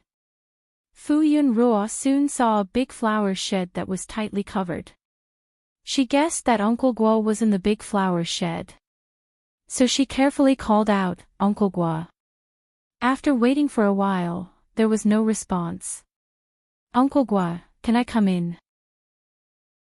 She poked her head out to look for a while and asked tentatively, then I'll come in. Fu Yun Ruo waited for a while and didn't hear any rejection. She took it as a tacit agreement and slowly walked in. She walked into the house with her heart in her mouth. She glanced around and was stunned by the pots of different and elegant orchids inside. Her heart pounded as she looked at the most dazzling one. Was this a mutated butterfly orchid? She had never seen such a beautiful butterfly orchid before. Her intuition told her that it was worth at least a few million yuan. Looking at the other orchids, she estimated that they were worth hundreds of thousands to 1,000,000 yuan. Fu Yun Ruo thought, no wonder Uncle Guo didn't let outsiders enter his flower garden. No one had entered his flower shed before. Fu Yun Ruo didn't know where to put her hands and feet. She walked very carefully and slowly to Uncle Guo's side. She asked softly, Uncle Guo, what do you need me to do? Uncle Guo was observing a flower seedling with his head lowered. When he heard what she said, he frowned and stared at her for a while.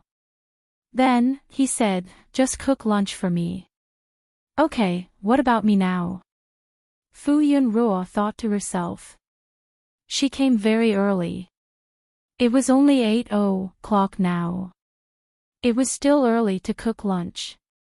You're not allowed to touch my flowers without my permission. You can do whatever you want with the rest of the time. Okay. Fu Yun Ruo didn't dare to touch it casually. After all, if she accidentally dropped a pot, she couldn't afford to pay for it now.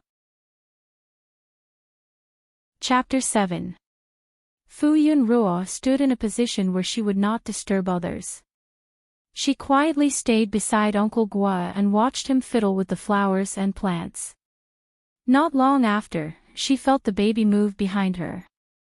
Only then did she remember that she had not fed the baby since she came here. So she said to Uncle Guo, Uncle Guo, I'll go and tidy up the baby. Go ahead, Uncle Gua said impatiently without turning his head. Fu Yunruo hurriedly left the flower shed. The moment she went out, a hot wave of heat hit her in the face. The temperature was much higher than the flower shed. Fu Yunruo was still afraid that the baby could not take it, so she quickly went to the bungalow. At this moment, Fu Yunruo did not care about moving things. She saw a ceiling fan in the living room and quickly turned it on. Then, she untied the baby.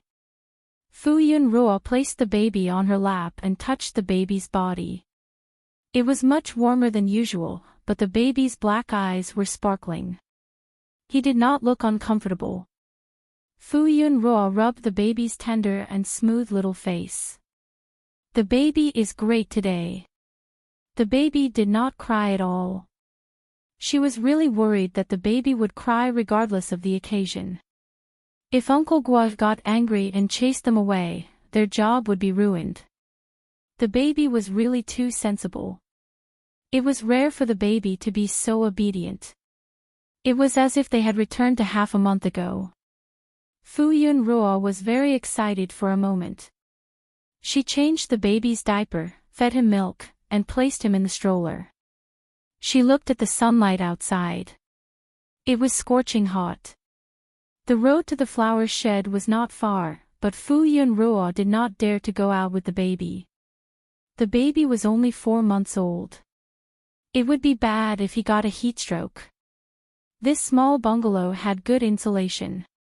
The stuffy heat outside could not seep in. She turned on the ceiling fan and blew it to cool it down. The baby did not cry. He stayed quietly in the stroller and moved his hands and feet from time to time. Fu Yunruo saw that it was not 11 o'clock yet. There was no need to cook for the time being. The baby was so obedient, so she turned on her phone and searched for orchids. She wanted to do this job well, but she could not help much with her little knowledge of orchids.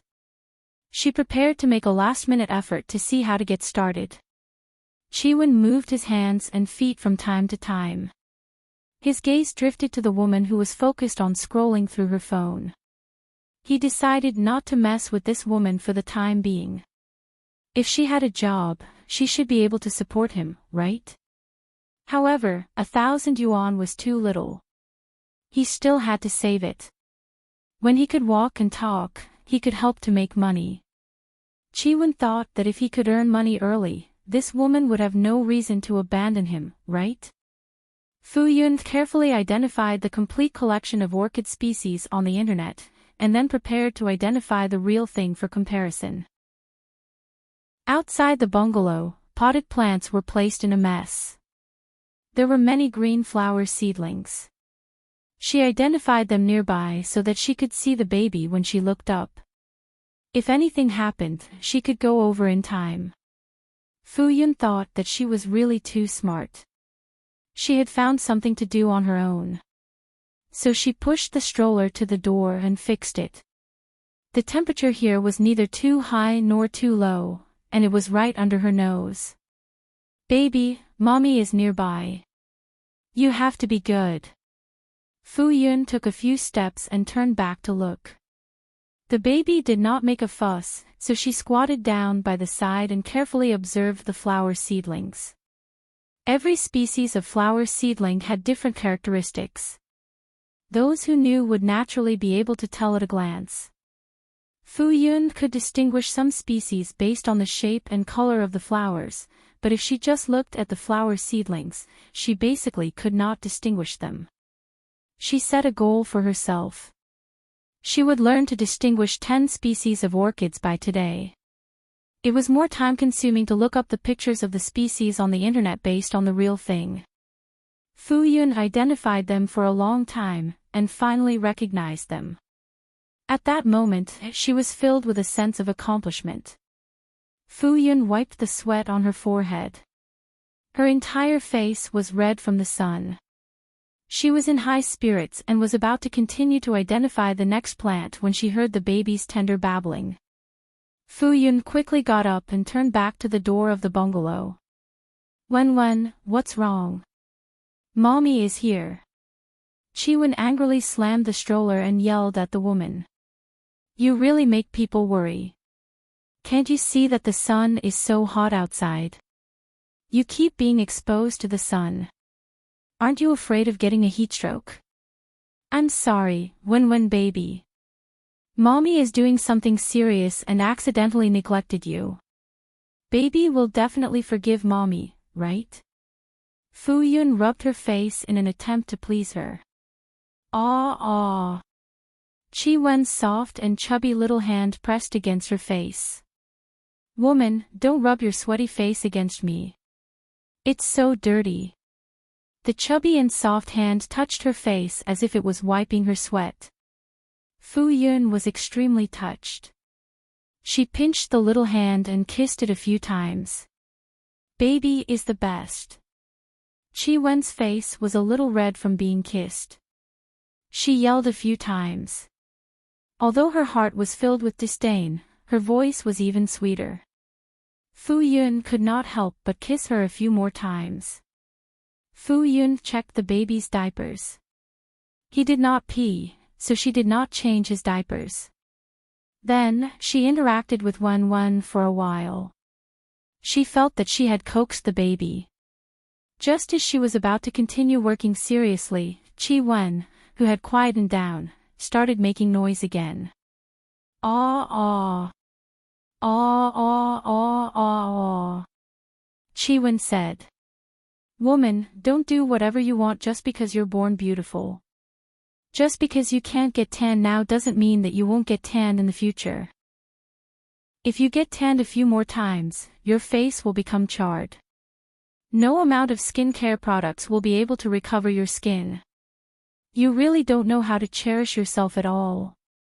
In the end, Fu Yun did not go out to identify the types of orchids. Whenever she went out, Wen would make a fuss.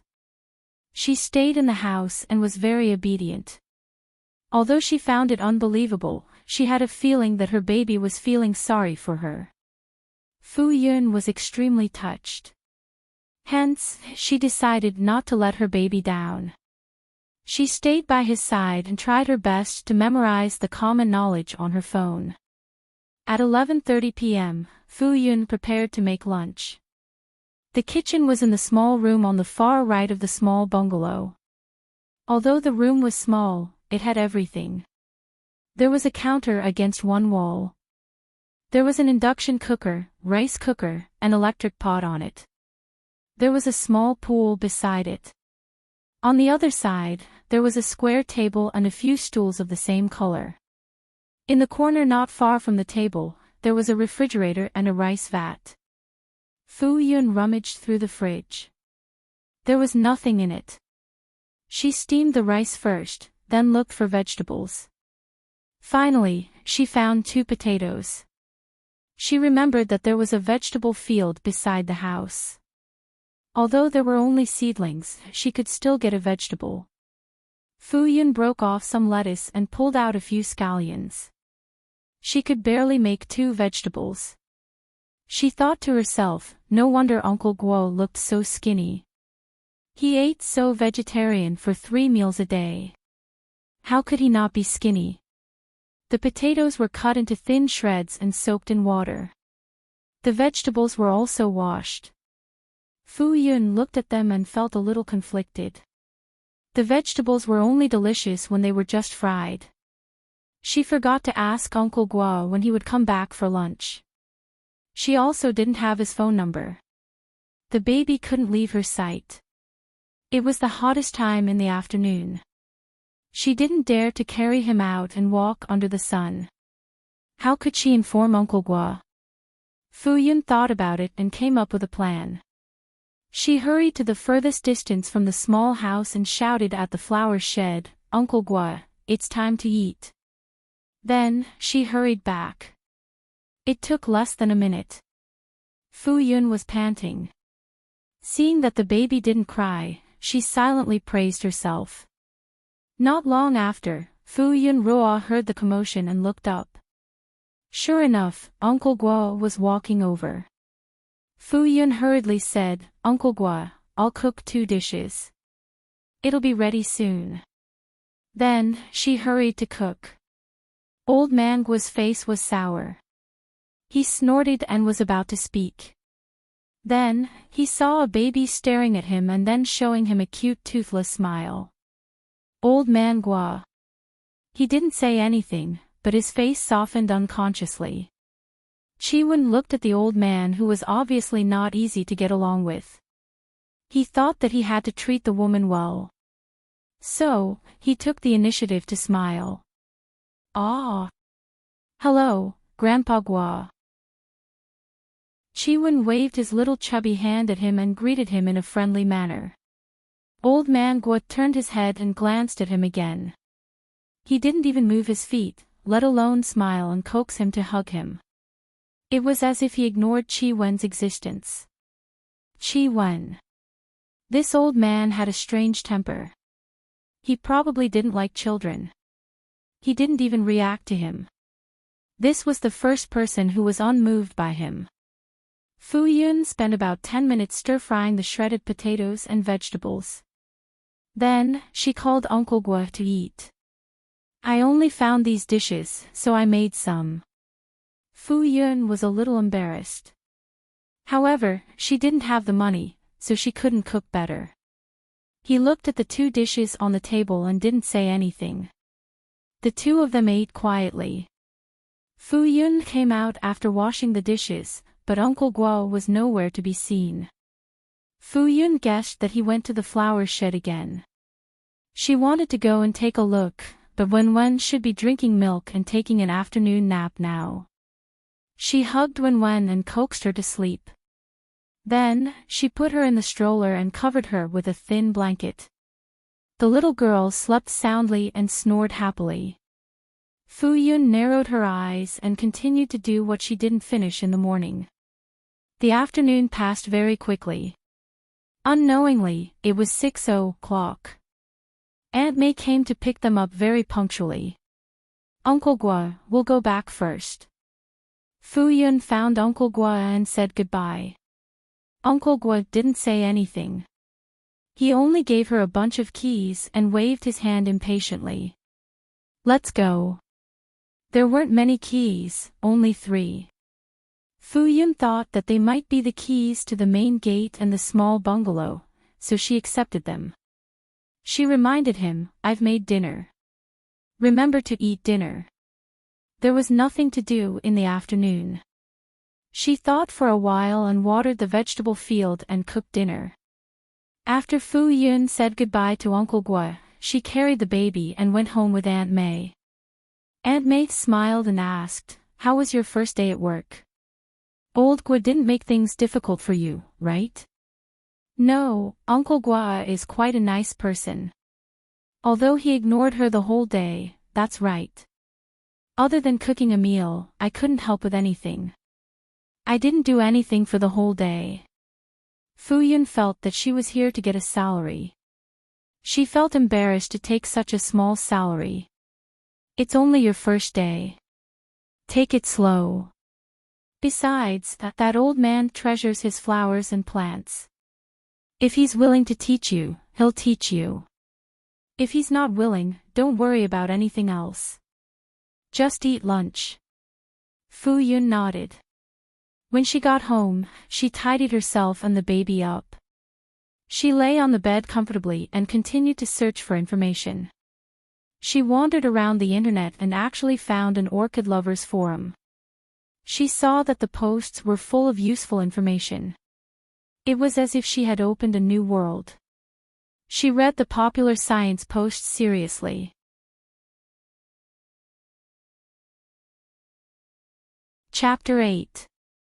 Early the next morning, Fu Yun picked a few lettuce from the field, took a winter melon, and went to the pork stall to buy a caddy of pork ribs. She brought the 20 free-range eggs she bought from Aunt May's house last night and rode the donkey to work with the baby on her back. She already knew the way, so she did not ask Aunt May to send her. Today, she rode a little faster and arrived at her destination in 20 minutes.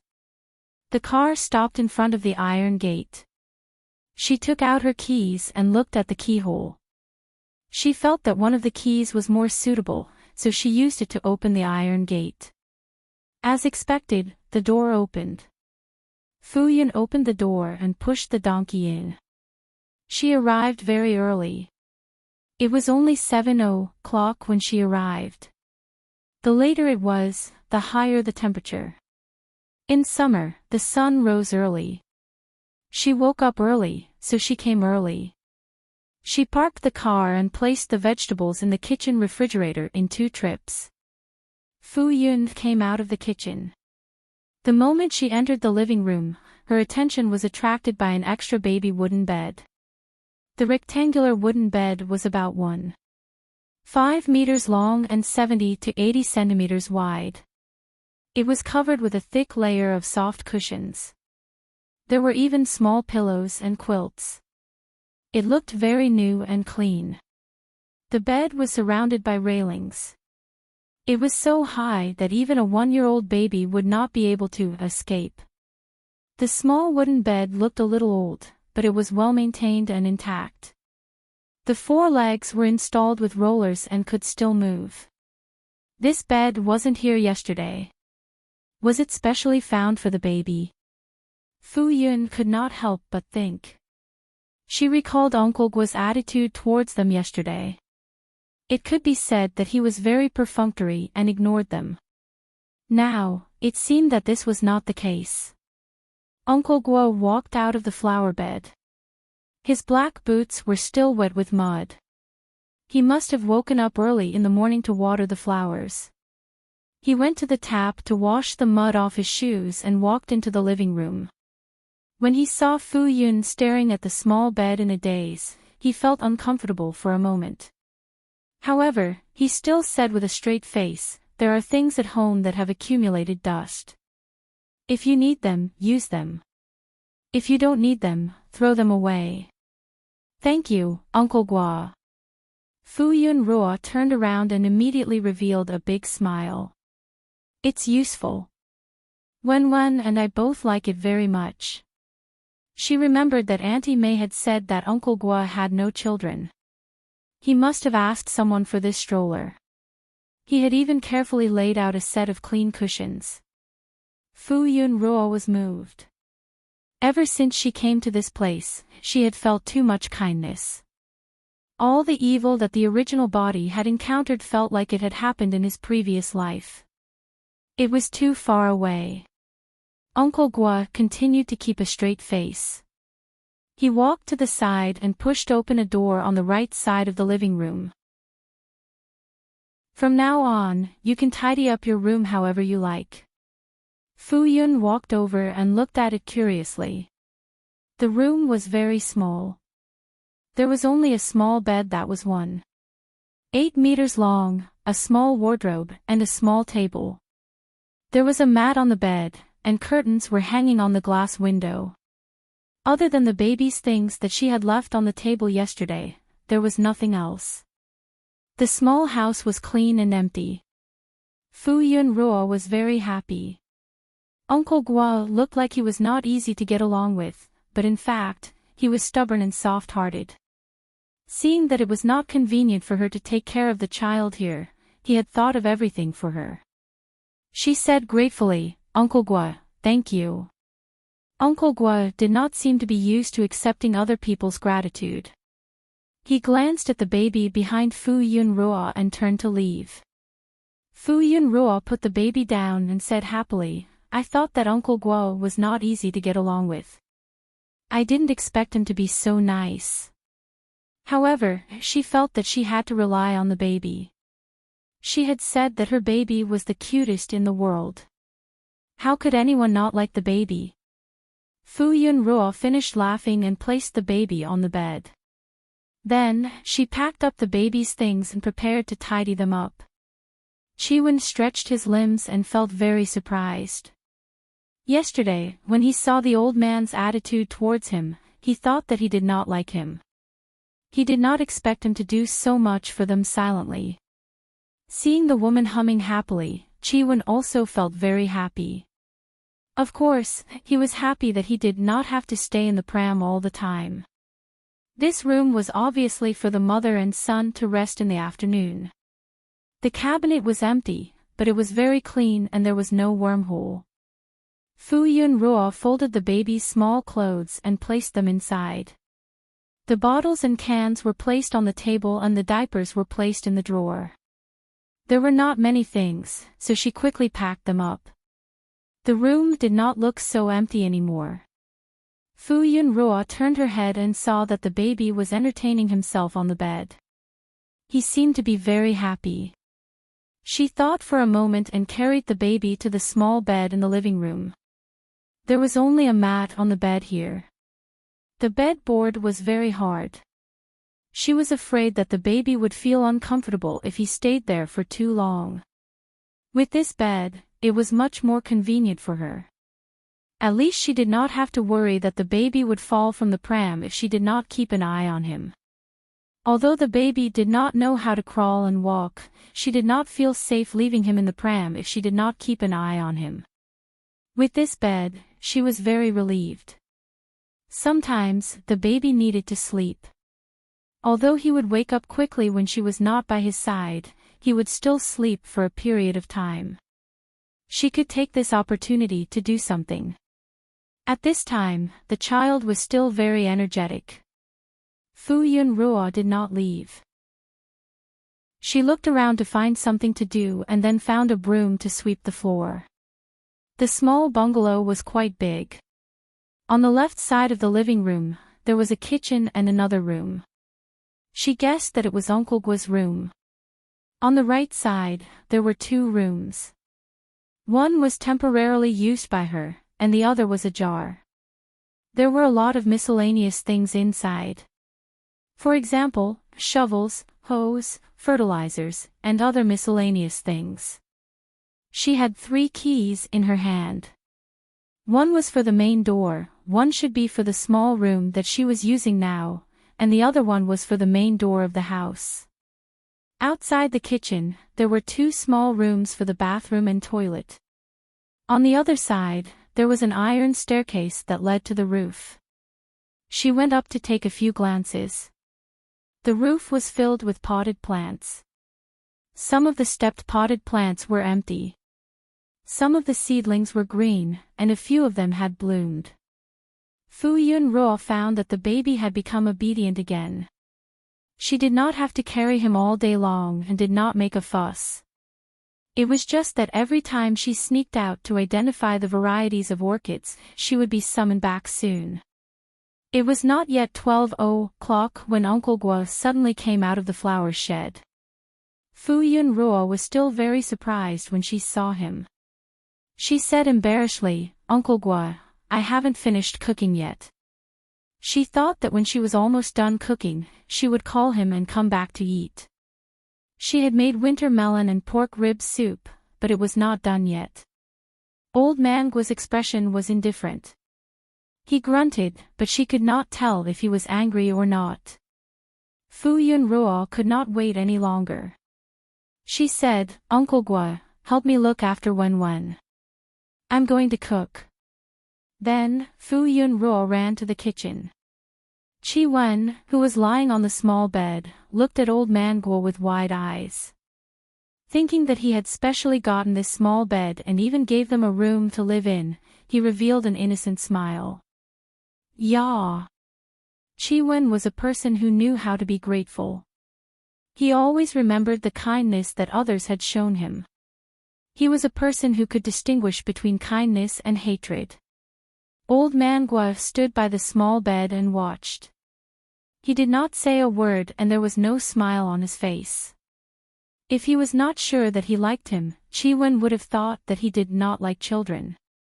Usually, when children saw such a strange old man, they would probably be scared to the point of crying, right?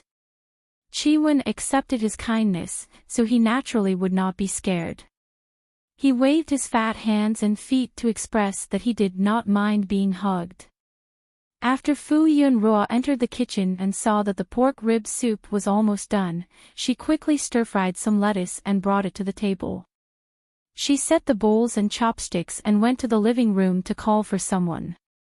What she saw was her son dancing excitedly on the small bed.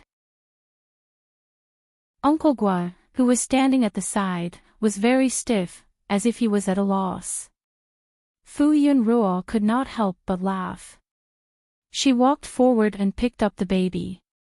Wenwen likes Uncle Gua very much. She gently waved the baby's little chubby hand. Isn't that right, Wenwen? Ah, ah. The baby made two sounds as if he was responding.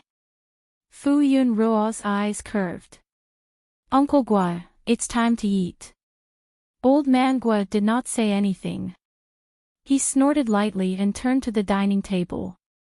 Fu Yunruo put the baby in the stroller and pushed the stroller to the dining table. Old man Gua did not say anything when he saw the pot of pork rib soup. When it was time to get off work, he gave Fu Yunruo 1,000 yuan in cash and said that it was for this month's food expenses. He even said in a bad tone, lunch is included. I can afford it. Fu Yunruo accepted it good-naturedly. She thought for a while and asked, Uncle Gua, can I come later tomorrow? Fu Yunruo was a little embarrassed to postpone work after only 2 days of work. In fact, Uncle Gua did not specify the working hours. She did not think it was a big deal if she came early, but she had to tell him if she came late. I want to go to town tomorrow to buy something. Uncle Gua said lightly, up to you. Fu Yunruo knew that he had agreed and left happily. Fu Yunruo went to town first and bought a small donkey. 2,000 yuan was a lot of money to her now. She felt a little pain to spend it, but it was necessary. She could not always use Aunt May's money. Then, she went to the grocery store to buy a set of mattresses, quilts, and other bedding. She went to the street to buy some fruits, some seasonings, and half a kilogram of lean meat. The prices in town were relatively low. 1,000 yuan was enough for lunch. Fu Yunruo decided that if she was free in the afternoon, she would also cook dinner. There were vegetables in the flower bed. Her old house also had melons and vegetables. She mainly bought seasonings, meat dishes, and fruits that were not available in the flower bed. It was good for the elderly to eat more fruits. Fu Yunruo was like a little hamster. She moved a little today and moved a little tomorrow. Soon, the small room was decorated warmly and comfortably. The kitchen was also full of things, and the refrigerator was full. When baby's territory in the living room had also increased. Other than the small moving bed, there was also a corner in the living room. It was covered with a floor mat and many toys for the baby to play with. Of course, this was not made by Fu Yunruo. The baby's things were all bought by Uncle Gua. Fu Yunruo could tell that Uncle Gua liked Wenwen very much. The way he expressed his love was to give her some small toys from time to time. Fu Yunruo wanted to say a few words, but he still insisted on doing it. After half a month, Fu Yunruo, her son, and Uncle Gua got along well with each other, and their days became more regular. Every day, they would arrive before 7:30 a.m. When baby would stay on the small bed or the floor mat. He would eat at 12 o'clock a.m. sharp. Uncle Gua would usually be back before 12 o'clock a.m. When Fu Yunruo was cooking, he would stay in the living room to look after the baby. Although he would still watch from the side and rarely carry the child, the baby would become familiar with Uncle Gua and would not make trouble. At 6 o'clock a.m., Fu Yunruo would bring the child back to the old house and occasionally chat with the neighbors. At the same time, her knowledge of orchids slowly increased. Uncle Gua saw that she often observed the flower seedlings, but he did not say anything. It was as if he had completely forgotten that he had once said that she was not allowed to touch the flowers without his permission. Fu Yunruo took an inch and wanted a mile and slowly studied it. On this day, she fiddled with an orchid plant and felt that this orchid plant was sick. After thinking for a while, she carried the potted plant and asked Uncle Gua. Uncle Gua, this orchid plant feels strange. Could there be a problem? Uncle Gua was a few meters away from her. He looked at the potted plant that Fu Yunruo carried over. He took it and observed it for a moment before returning it to Fu Yunruo. What's the problem? There was no problem. Then her judgment was wrong. Fu Yunruo blushed. It's good that there's no problem. Old man Guo glanced at her. What do you think is the problem? Fu Yunruo blushed and said, I just felt that the color of the leaves changed, so I thought there was a problem. Recently, she had been observing these potted plants often. It was not her first day studying this potted plant, but she felt that it had changed a little. It was indeed an illusion. If Fu Yunruo showed off in front of Master Guan, she would be so ashamed that she could not wait to hide in a crack and run away. What's the problem? Uncle Gua's tone was unreadable. Fu Yunruo braced herself and said, maybe the root system is a little damaged. She crammed her knowledge every night and specially studied the signs and symptoms of the disease of orchids. If the leaves at the root suddenly turned dark brown, it should be a sign that there was a problem at the root. Okay, you can go and deal with it. After Uncle Guo finished speaking, he turned and walked towards the flower shed, leaving Fu Yunruo holding the potted plant in a daze. What did this mean? Fu Yunruo was stunned for a long time before she reacted. Did Uncle Guo mean that her judgment was not wrong? Let her deal with it. But she did not know how to. Chapter 9. Fu Yunruo had a bitter expression on her face as she carried the potted plant to the little cottage.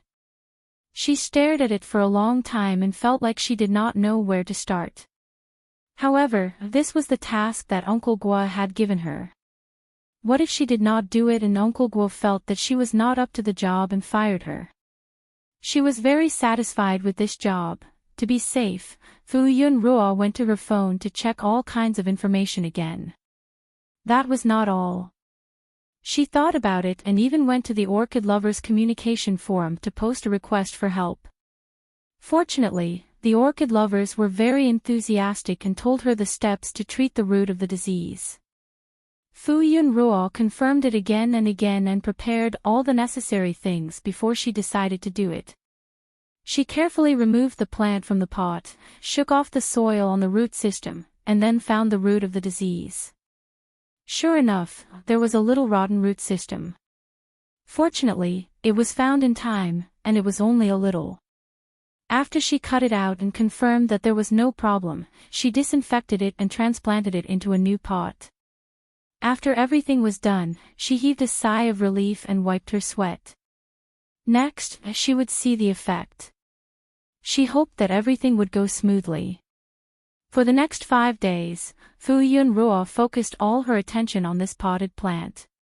After seeing that the orchids had obviously improved, she handed it to Uncle Guo to check the results.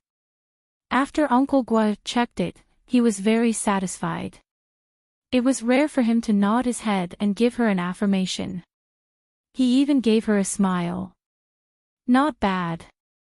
Fu Yunruo was flattered. She had been here for so long, but this was the first time she had received a smile from Uncle Guo. He even praised her. Fu Yunruo's mood at this moment was like when she was young and was praised by the teacher in school. She was so happy that she almost flew. Since then, Uncle Guo would guide Fu Yunruo whenever he was free. Fu Yunruo was ecstatic at first, but later, she eagerly absorbed more knowledge. She realized that the theoretical knowledge that she learned online for 10 days to half a month was not as beneficial as Uncle Guo's 30 minutes of guidance. After Fu Yunruo found that Uncle Guo was very tolerant of her in the field of orchids, she often shamelessly went to learn.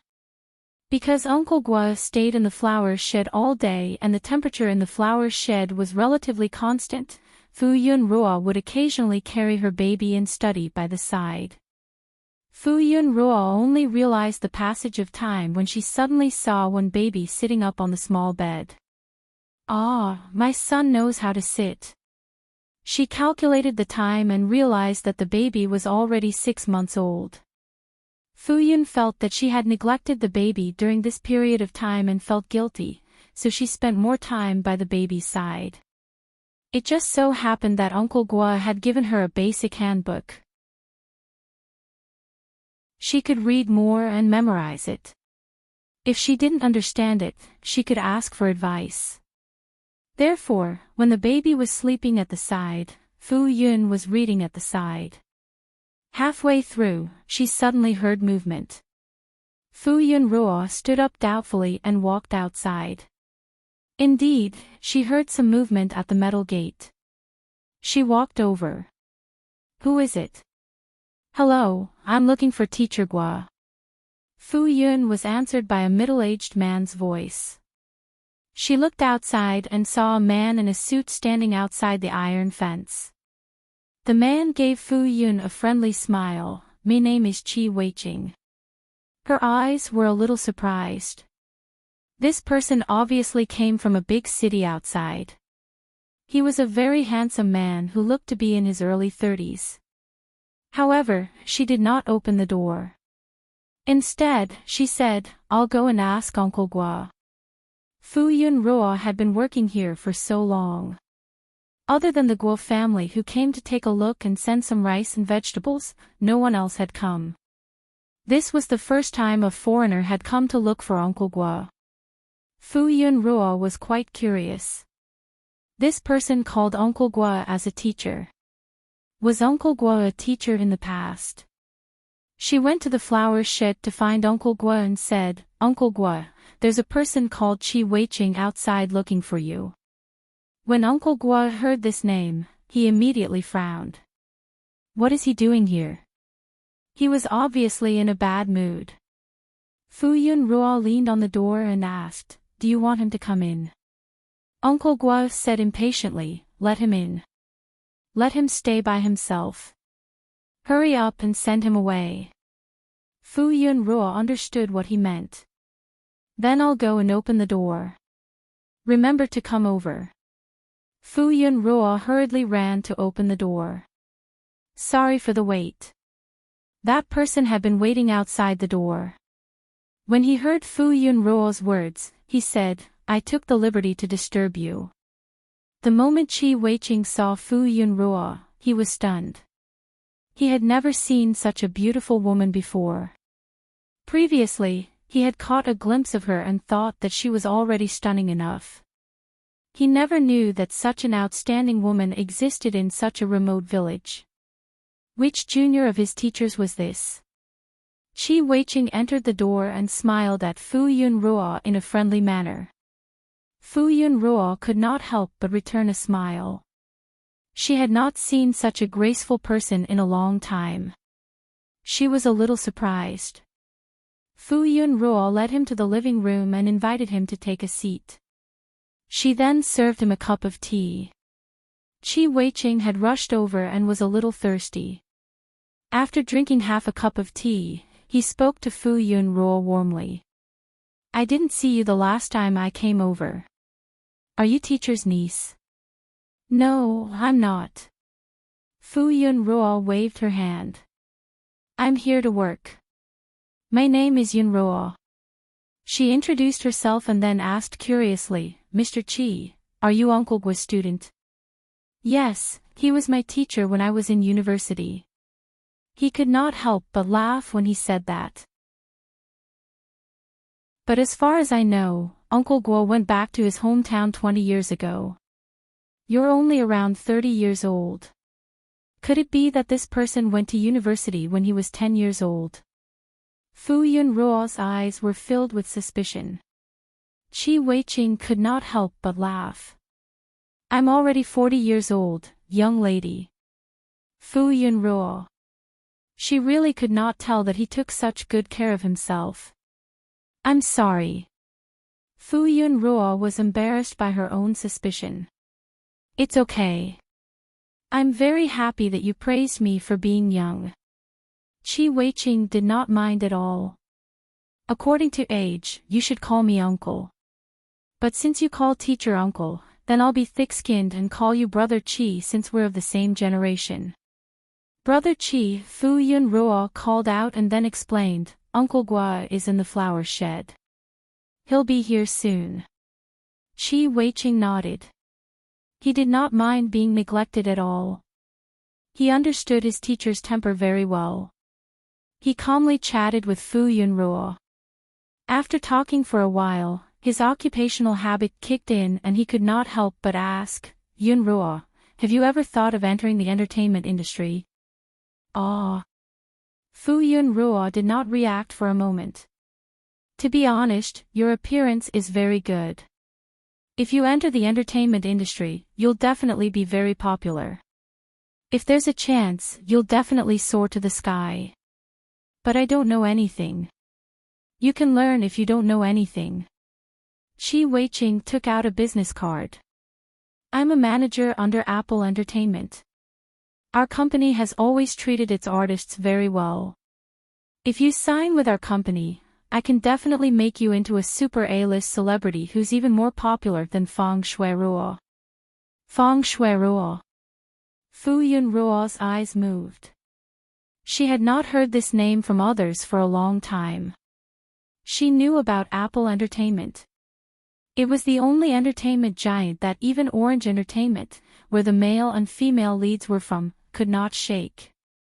Apple Entertainment's ability to create stars was very strong. They had created countless veteran best actors and best actresses. However, in recent years, Fang Shuiruo had been very aggressive. A group of female stars had been suppressed and could not make a name for themselves. Because of Fang Shuiruo, Orange Entertainment had become one of the three giants in the entertainment industry. They had even faintly suppressed the other giant, Mango Entertainment. Fortunately, Apple Entertainment had an unshakable best actor, CU. Otherwise, even Apple Entertainment would have to avoid the limelight. Chi Weiqing spared no effort in persuading her. He had always had a good eye for people. He saw hope in Fu Yun Ruo that could surpass Fang Shuiruo. To be honest, Fu Yun Ruo was very tempted. However, it was only for a moment. She thought of the curse that was pressing on her body. She did not want to appear in front of the male and female leads until the 2-year period of her death. It was fine to say that she was timid and afraid. She already had a son. She had to protect him well. Outside, she could not even protect herself, let alone others. Fu Yun Ruo had a feeling that as long as this period of time passed, everything would be fine. Sorry, I'm not interested in the entertainment industry. Are you worried that the entertainment industry is too complicated? You don't have to worry about that. Apple Entertainment is your biggest support. As long as you don't want to do something, no one can force you. I naturally believe in Brother Chi. Fu Yun Ruo's eyes curved. But I have to raise my son. I can't leave. Moreover, the fact that I have a son is not suitable for me to develop in the entertainment industry, right? Fu Yun Ruo picked up baby Wen, who had woken up at some point in time. She waved her chubby little hand at Chi Weiqing. Chi Weiqing was dumbfounded. He only saw the baby's crib at the side. He did not notice that there was a child under the mosquito net. And this child belonged to the little girl in front of him. Wen, this is Uncle Chi, come and say hello to Uncle Chi. The 6-month-old child was carried vertically. One of his chubby little hands was gently pinched by Fu Yun Ruo. She waved at Chi Weiqing. The little guy's skin was fair and soft. His little face was chubby. His big eyes were like black glass. He was a cute child. Chi Weiqing subconsciously reached into his pocket. But he did not expect to meet a child here. He did not bring a gift. He could not take out the 200 to 300 yuan in cash in his wallet. So he smiled awkwardly. This little guy is very cute. He secretly decided to make up for the gift tomorrow. Fu Yunruo seemed to have been praised. She smiled very happily. Thank you. Cough, no matter what, I still hope that you will consider it. I won't let you lose out. Before Fu Yunruo could answer, Uncle Guo's voice sounded. What nonsense are you talking about again? Teacher. Qi Weiqing immediately greeted him respectfully. Don't call me teacher. Who is your teacher? Old man Guo's gaze was unfriendly. What are you doing here again? I'm here to see you. How have you been recently? Did you go for checkups on time? Before Qi Weiqing could finish, old man Guo interrupted him harshly. I won't die. Fu Yunruo looked at this and that. She was very curious.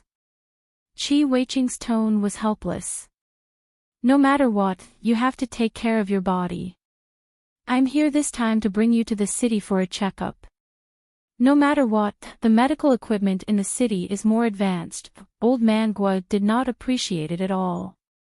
You're not here just for this, right? Qi Weiqing smiled bitterly. I really can't hide it from you. I want to buy a pot of orchids.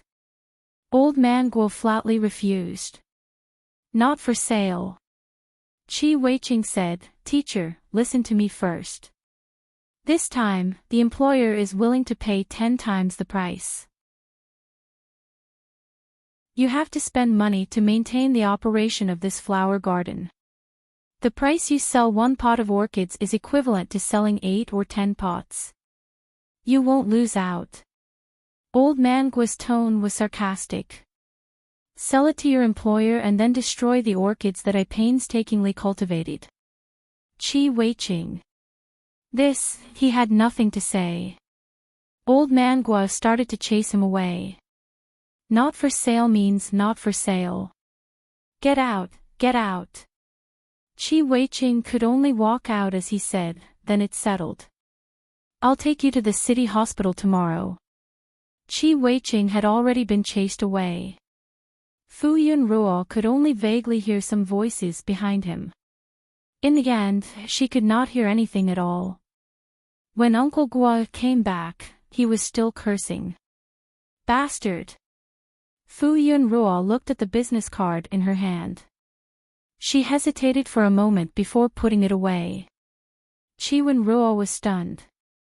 He was immersed in his own thoughts. He did not expect to see a woman talking and laughing with a man when he woke up today. What made him feel like he was struck by lightning was that this person's surname was Qi. Qi was his surname in the future. Was there a connection? The director of the orphanage had the surname Qi. He had always thought that he followed the director's surname. Maybe that was not the case. This person was also an agent of Apple Entertainment. Qi Weiqing. He remembered that this man would completely disappear from the entertainment industry in 5 years because he offended Fang Shuiruo and was exposed to drug abuse. He remembered because this man was his manager's idol, and he had always told him that his idol had been framed. Was this man the woman's final choice? Fu Yunruo did not know about her son's fluctuating thoughts. She returned home. When it was bedtime, she was still thinking absent-mindedly as she coaxed the baby to sleep. Ever since she had a job, she did not pay attention to the entertainment industry and the big family. Now that she suddenly mentioned it again and even met someone from the entertainment industry, she thought a lot. However, it was useless to think too much. It was safer to stay here. She could not enter the entertainment industry at this stage.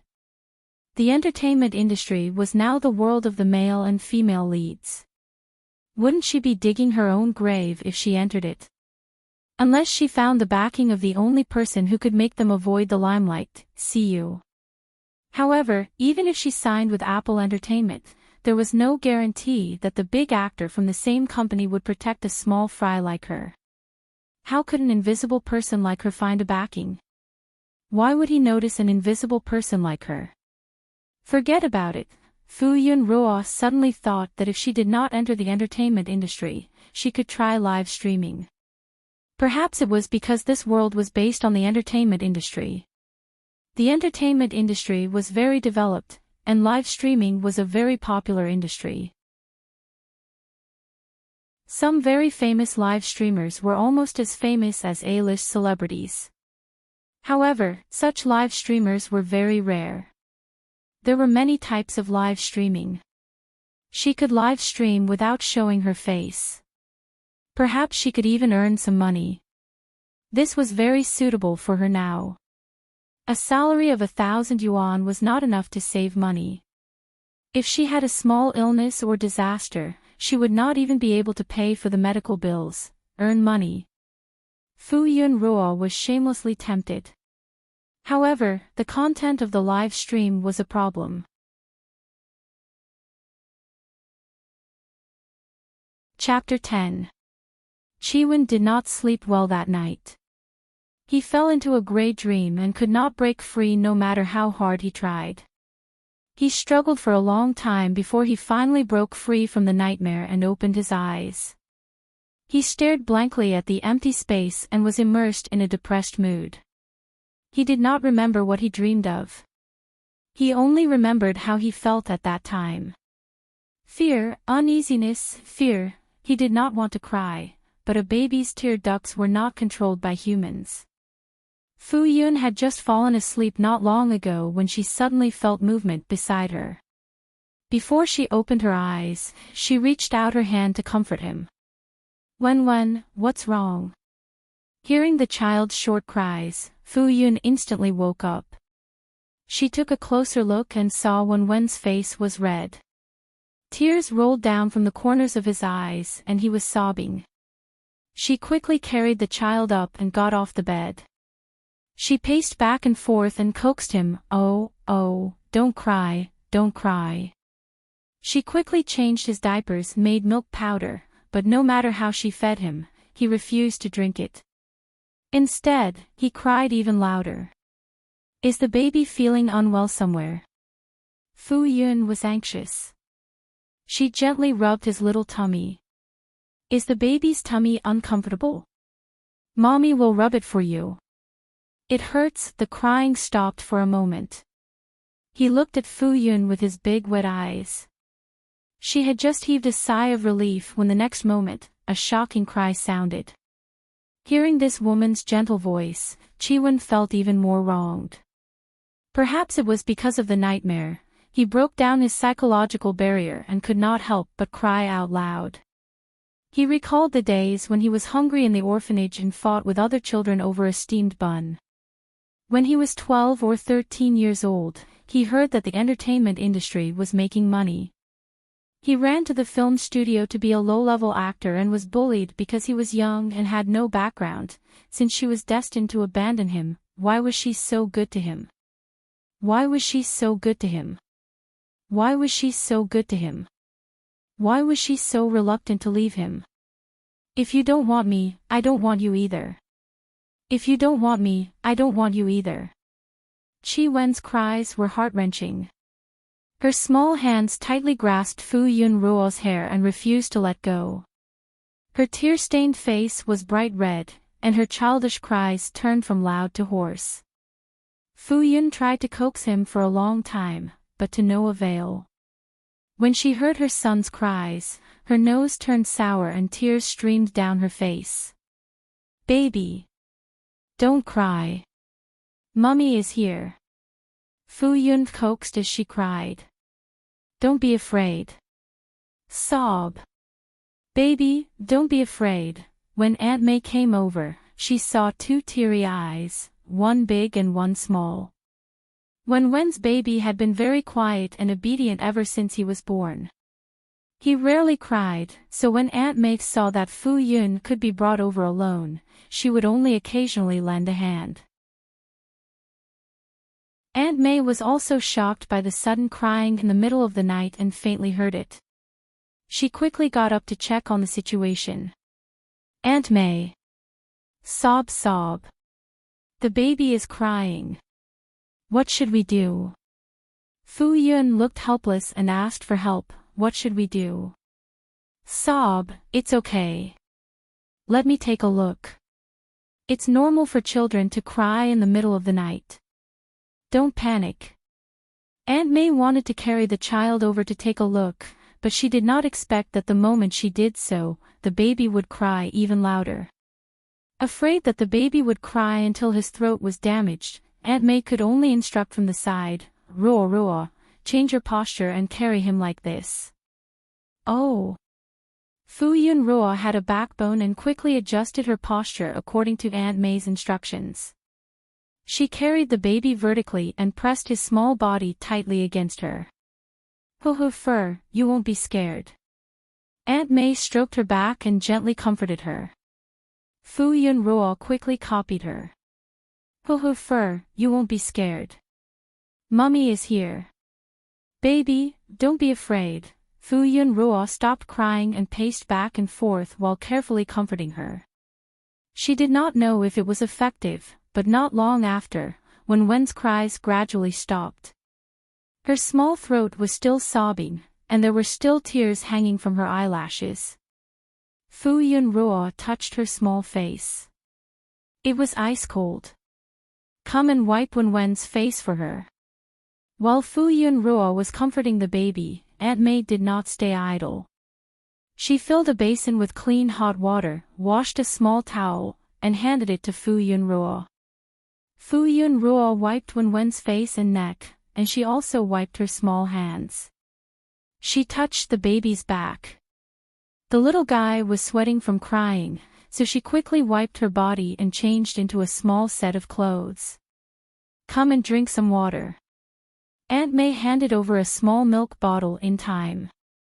There was some warm water that was just right for the baby to drink. Fu Yunruo put the pacifier in the baby's mouth, and he was willing to drink it now. His red and soft little mouth gurgled, and his eyes, which had been washed by tears, were even more clear.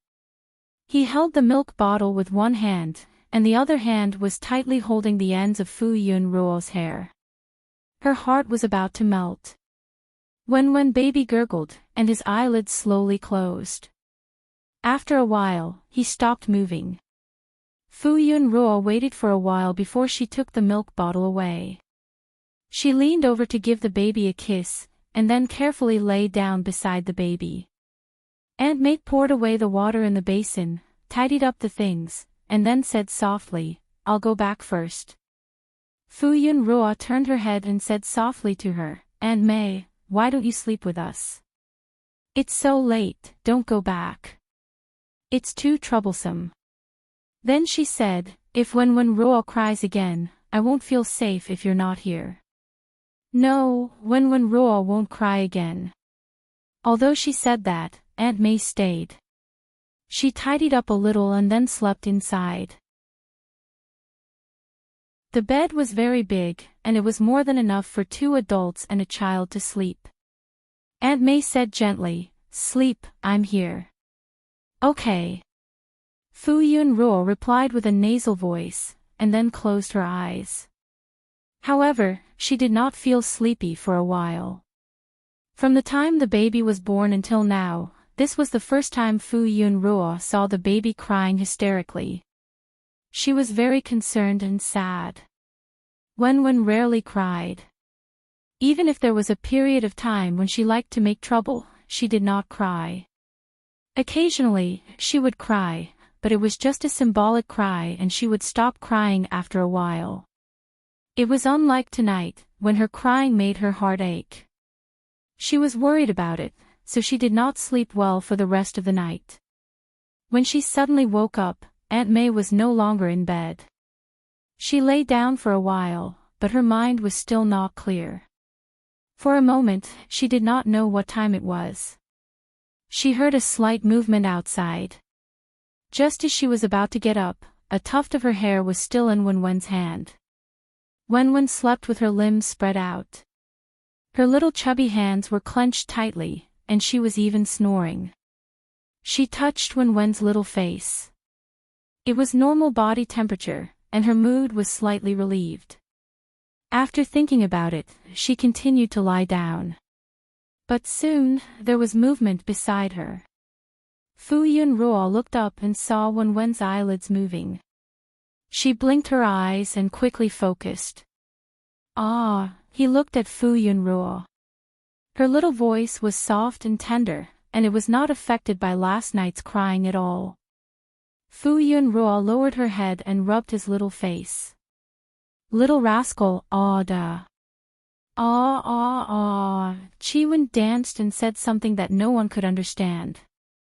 Perhaps it was because he had vented last night, but Chi-Wen's mood was much better. He was much more indifferent to the fact that he would be abandoned in the end, and he was no longer depressed. He thought that since he had memories, he had already remembered the name of this woman's house. Even if he was abandoned in the future, he could still run back. When he grew up and earned a lot of money, he would throw a lot of money in front of her and let her cry bitterly and repent for abandoning him back then. Humph. At that time, the choice and initiative would be in his hands.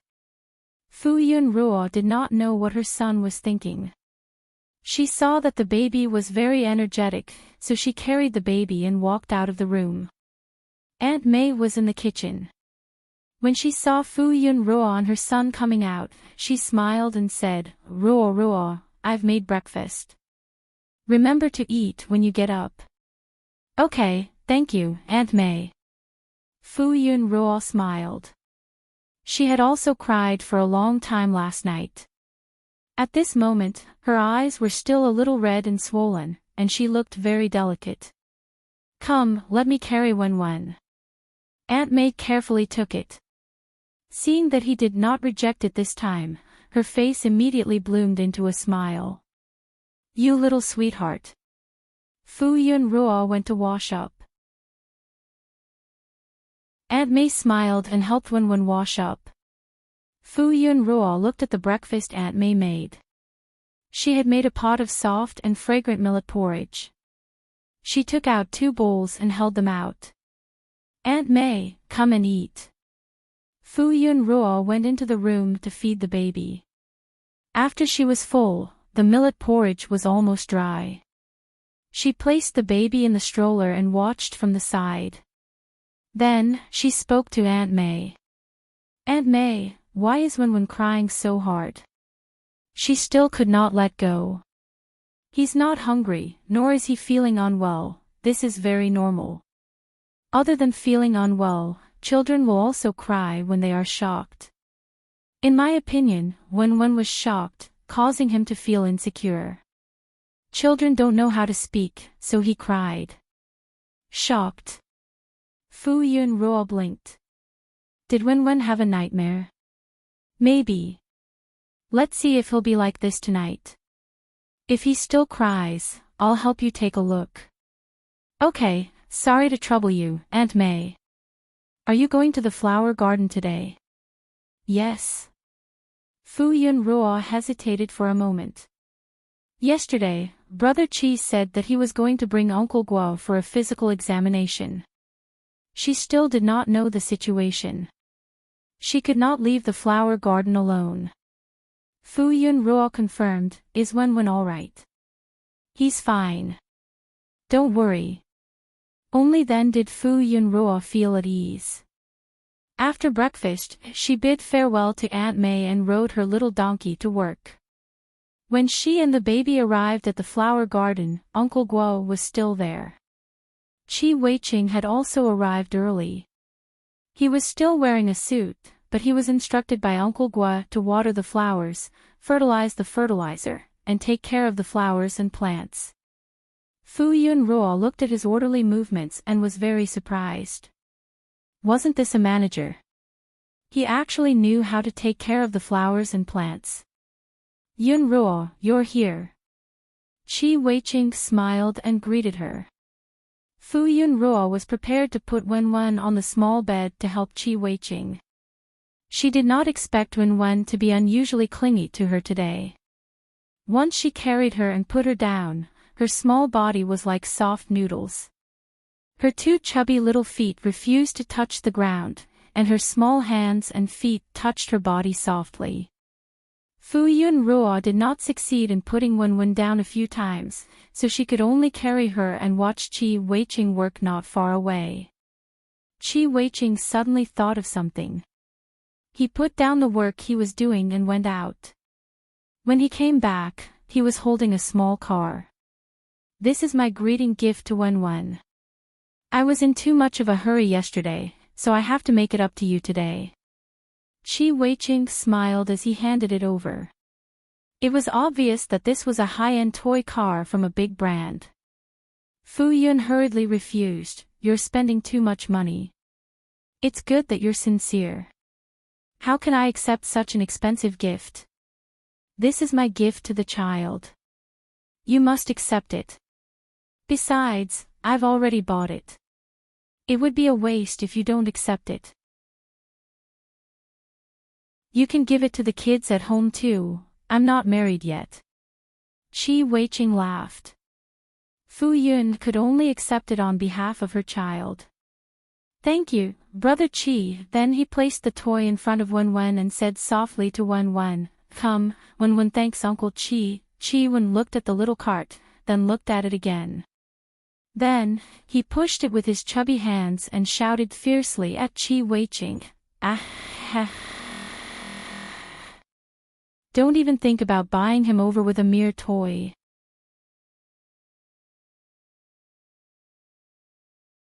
Chapter 11. Fu Yun had never expected that her obedient and sensible son would suddenly be so impolite. If she wasn't wrong, the baby was hostile to Brother Qi, but why? She thought that Qi Yang was quite a nice person. Fu Yun smiled awkwardly and said, Wenwen has always been very obedient. Maybe it's because she didn't sleep well last night that she's a little grumpy. Children are very cute. Qi Weiqing actually didn't like children. He felt that children were mischievous and difficult to raise. But at this moment, seeing this little brat baring his fangs and brandishing his claws at him, he felt that it was very interesting. Even that frowning little eyebrows and that fierce little voice made him very happy. He couldn't help but reach out to hold little Fatty's hand. Unsurprisingly, he was waved away.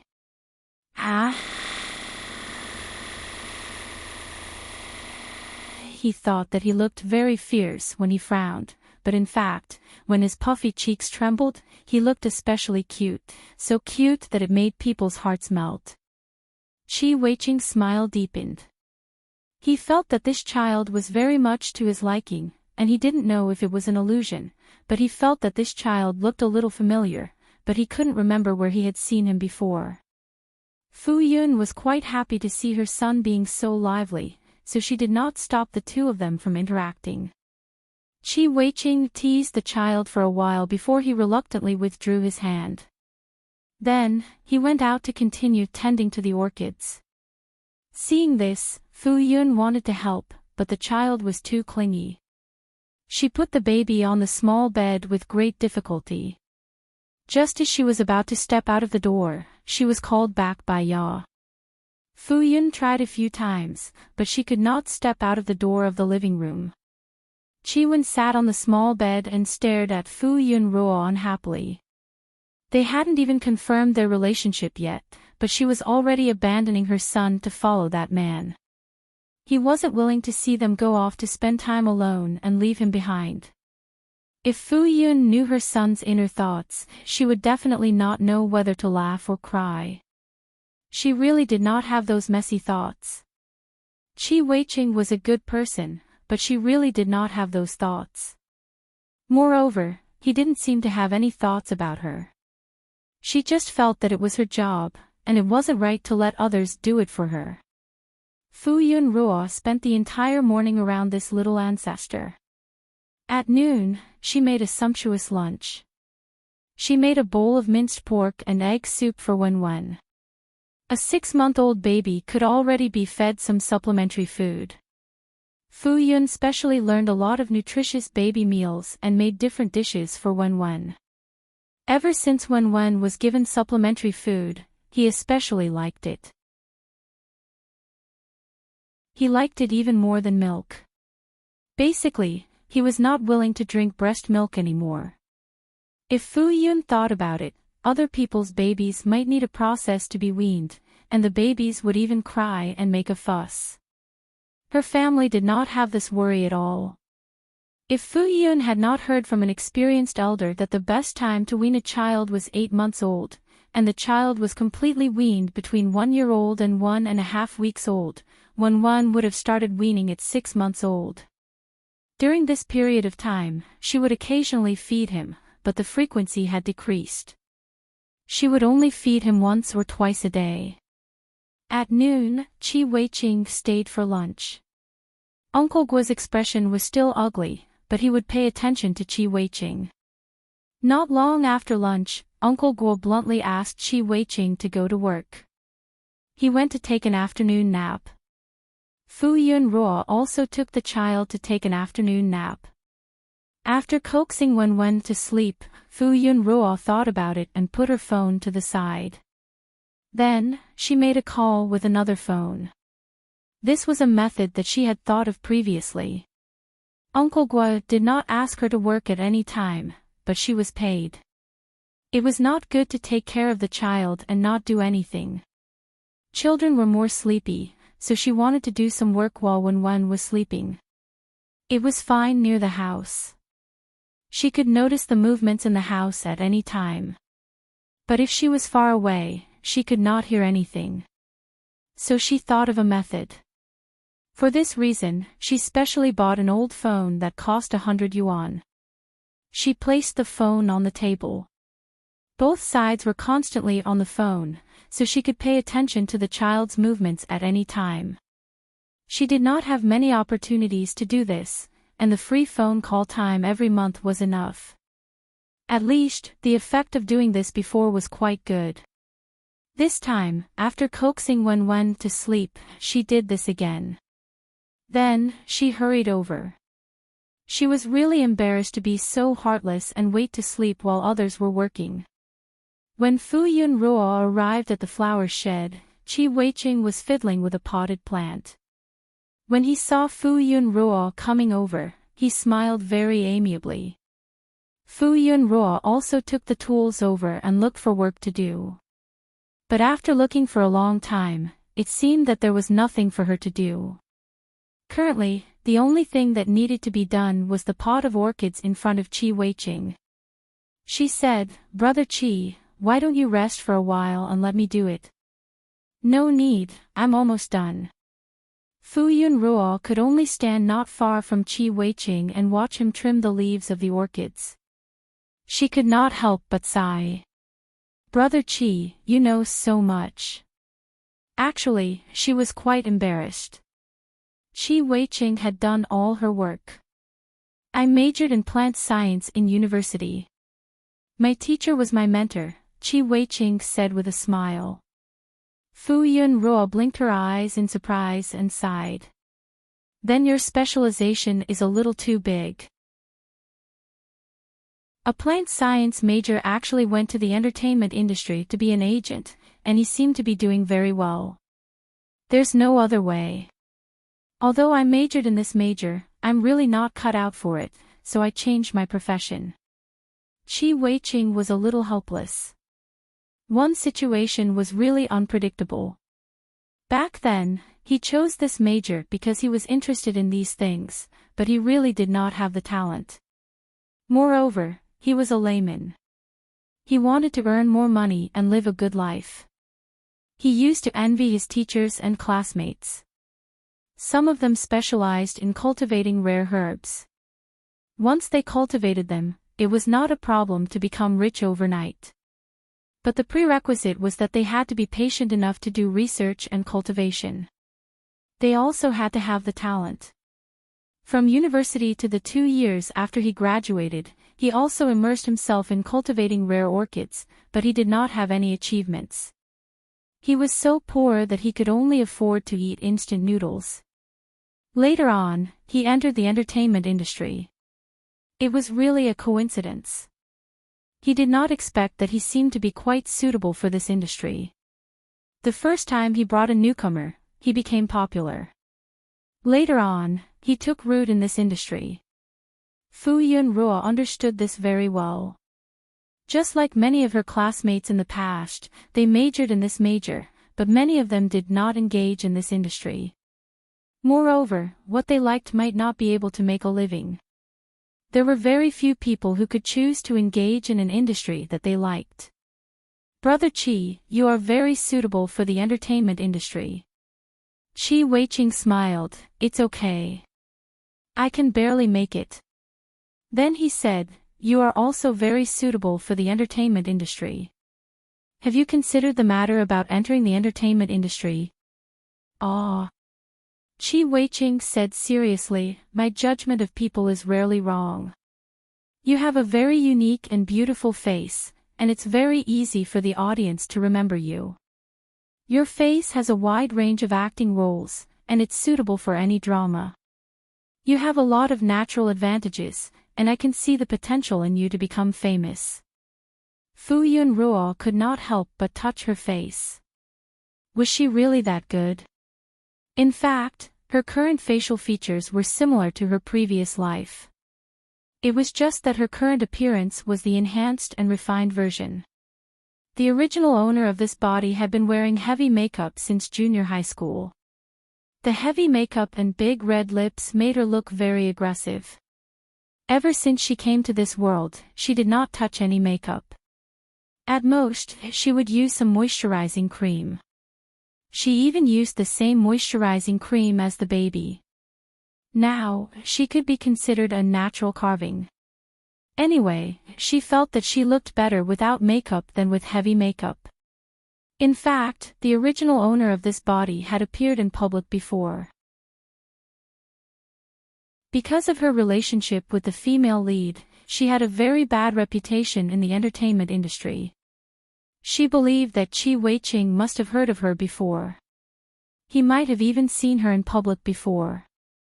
It was just that he did not connect the two of them. As for the acting skills that you are worried about, the company has a professional teacher. You don't have to worry about it at all. Yunruo's existence was already half popular. With some polishing, she could definitely shine. Fu Yunruo felt that Chi Weiqing's eloquence was really good. She was moved by his words. After hesitating for a moment, she still reluctantly rejected, no, at least for the next 2 years. Her life was more important. Everything else was meaningless. Thinking about what she was thinking about last night, Fu Yunruo said, but I want to do some live broadcasts. For example, the kind that does not show my face. It's just that I am not particularly good at anything. I don't know what to do. Last night, the baby cried in the middle of the night. She had forgotten about this matter. Only now did she remember. Fu Yunruo was very distressed. She did not know what to broadcast. If it was a musical instrument, she could play the piano. However, she was not considered professional. Broadcast? Chi Weiqing said, this is not bad. He was very enthusiastic about the idea. Why don't you broadcast raising flowers? Fu Yunruo hesitated, is this okay? Of course, there are many kinds of broadcast content. There are a lot of live broadcasts about raising pets like cats and dogs. There are also live broadcasts about raising flowers. Orchids have always been one of the most popular flowers in our country. This is definitely the right choice. Chi Weiqing's idea was very reasonable. The main reason was that Yunruo worked in the flower nursery to cultivate orchids. This broadcast was very suitable. Fu Yunruo nodded repeatedly. Her eyes were shining. Professionals were indeed different. What he said was very reasonable. If you want to do a broadcast, choose Panda Broadcasting. I know this broadcasting company.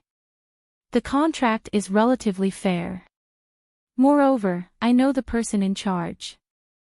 Chi Weiqing thought that although live broadcasting and the entertainment industry were two different industries, they were actually inseparable.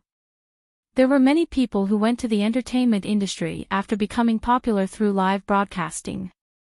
It was also common for celebrities in the entertainment industry to maintain their popularity through live broadcasting. Yunruo going to do a broadcast was also considered to have one foot in the entertainment industry. He could not let such a good seedling be picked up by others. Panda Broadcasting and Apple Entertainment were subsidiary companies of the same company. In the future, Yun Ruo could develop wherever she wanted. Fu Yun Ruo nodded very seriously. I will consider it carefully. Qi Weiqing knew that going too far was as bad as falling short. He did not continue to be entangled in this topic. Instead, he naturally changed the topic. I will bring the teacher to the city tonight. I might not be back until the day after tomorrow. I will leave this place to you. This is what I should do. Fu Yun Ruo agreed readily. Then, she asked with concern, is there any problem with Uncle Guo's health? It's not a big deal. It's just that he is getting old and needs to do more checkups. Okay. Fu Yun Ruo was relieved. You know, the teacher's temper is a little stubborn. Fu Yun Ruo understood and said, don't worry. I will ask Uncle Guo if there is anything I need to tell him later. Sorry to trouble you. It's no trouble. Fu Yun Ruo did not care. This was originally her job scope.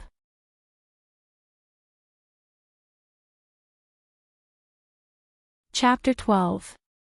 Fu Yun took Qi Weiqing's words to heart.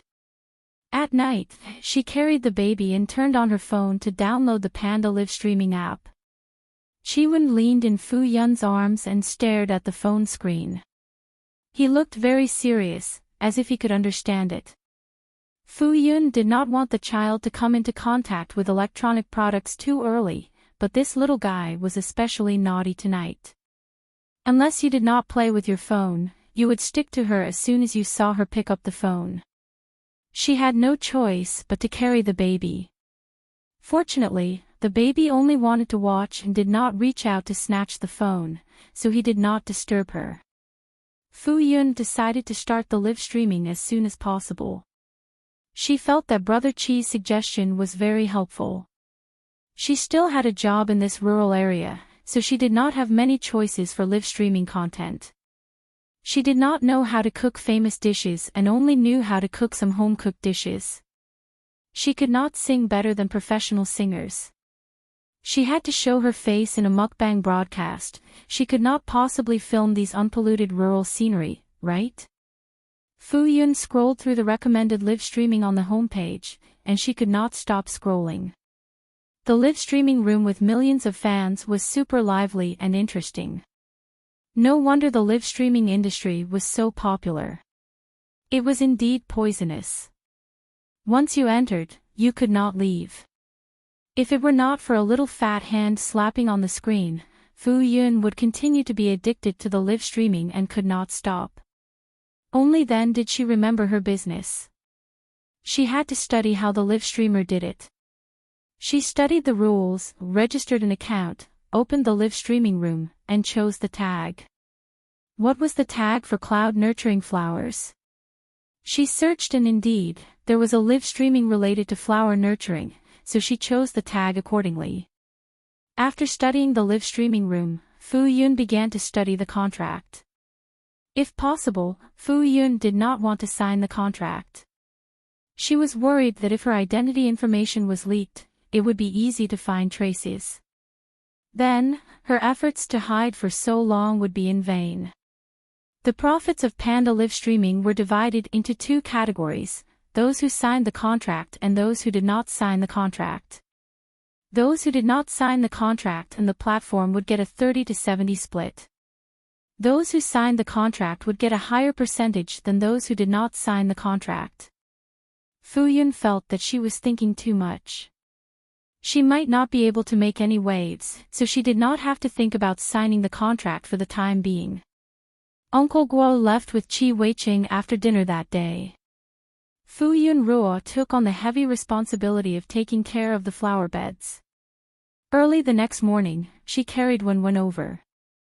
This was the first time that Fu Yun was in charge of the orchids in the flower shed alone. She was quite nervous and tensed up even more. The value of the orchids in the flower shed was immeasurable. She had to take good care of them. If Fu Yun wanted to do a live broadcast of growing flowers, but the flower bed was not her own, she felt that she had to seek the opinion of the owner of the flower bed first. If Uncle Gua did not agree, she would think of something else. In short, she had to make the live stream a success. If Fu Yun had been taking care of and studying the orchids carefully during this period of time, she would not be able to get out of this pit. She was fascinated by the various forms of orchids and felt that it was a great thing to raise a flower calmly and let it bloom in its most beautiful form. She looked at the mutant orchid that Uncle Gua had spent so much effort to cultivate and wondered if she could cultivate a mutant orchid. Baby Wen Wen was very quiet and obedient. If Fu Yun was working at the side, he would stay in the pram and hold a small toy car in his hand. He sat steadily and looked in Fu Yun Ruo's direction with his big black eyes from time to time. She was indeed the woman who gave birth to him. Even if she was barefaced, under the contrast of the orchids, she was more beautiful than a flower. His appearance was very similar to a woman's, but he was more handsome. In his previous life, even though there were many scandals and controversies about him, there were still many fans who were fascinated by his face. He approved of this woman's idea of becoming a live stream host to earn money and not show her face, but he was not willing for her to enter the entertainment industry. No one could understand it better than him, who had been in the entertainment industry for more than 10 years.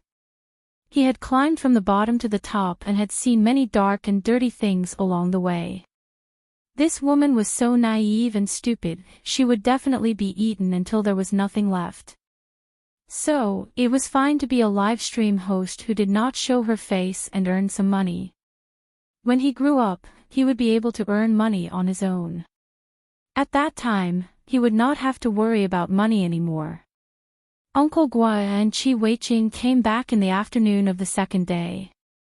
Uncle Gua was in front and walked quickly. Chi Weiqing carried 2 big bags and tried his best to catch up. They entered the house one after the other. Fu Yun Ruo had just coaxed Wen Wen to take an afternoon nap in the room. When she heard the commotion outside, she quickly walked out and greeted the two of them. Then, she asked with concern, "Uncle Gua, how's the checkup?" Uncle Gua snorted, "It's unnecessary." Then, he returned to his room. Chi Weiqing smiled and said, "It's not a big problem. It's just that her blood pressure is a little high. You just have to pay more attention to it." Fu Yun Ruo was relieved when she heard that. It was good that she was fine. These are my teacher's medicine. When I'm not around, I'll have to trouble you to help supervise her. Okay. Fu Yun Ruo looked at the number of times she had taken the medicine and silently remembered it in her heart. When Chi Weiqing returned, Fu Yun Ruo was embarrassed to leave him to take an afternoon nap. She whispered to Chi Weiqing in the living room. Chi Weiqing was very concerned about Fu Yun Ruo's future development and asked her if she had made a decision. Fu Yun Ruo honestly told him about her progress and then said, "But if I really want to do a live broadcast, I still have to ask Uncle Gua. Teacher won't mind." Chi Weiqing said, "How do you plan to do a live broadcast?" "I've thought about this for a long time. I want to broadcast the process of me cultivating a mutated orchid." Fu Yun Ruo's eyes were sparkling. "Although I haven't cultivated one yet, I really want to cultivate a good-looking orchid like Uncle Gua." This was also a kind of flower cultivation. Fu Yun Ruo felt that compared to the process of watering, fertilizing, and patting the flowers every day, she felt that this was more challenging. Although it was very difficult, what if it worked? If she succeeded, she could also boast shamelessly that she was an expert in this field. Orchids normally took about 4 to 5 years to grow from seed to flower, but now that they paid attention to scientific cultivation, they could be artificially induced to shorten the time to 2 to 3 years. Fu Yun Ruo felt that she could start from seed. Even if she couldn't make it mutate in the end, it could still flower. It could be considered a perfect ending. After chatting for a while, Qi Weiqing's phone suddenly rang. He smiled apologetically at Fu Yunruo. I'll take this call first. Go ahead. Fu Yunruo smiled and replied. Qi Weiqing walked to the side to talk. Fu Yunruo thought that she had been out for quite a long time, so she quickly returned to her room. The moment the door closed, she could faintly hear Brother Qi say to the other side of the phone, soon, after she entered the room, when Wen was still asleep. Fu Yunruo heaved a sigh of relief. She thought that if the baby woke up and heard Brother Qi's voice, why didn't he make a fuss? She didn't know where the little guy's hostility came from. Fu Yunruo thought of the 2 words she accidentally heard and thought that Uncle Guo's physical examination had already been completed, so Brother Qi should be going back soon. Apple Entertainment was in the capital. As a top manager, he probably couldn't leave for too long. It was rare to have a friend who she could chat with. Thinking that they wouldn't be able to meet again soon, she felt quite reluctant. However, it was normal for people to meet and part. Because Qi Weiqing was around, Fu Yunruo wasn't in a hurry to get off work. She cooked dinner for them at around 5:00 and ate with them at their invitation. Fu Yunruo guessed correctly.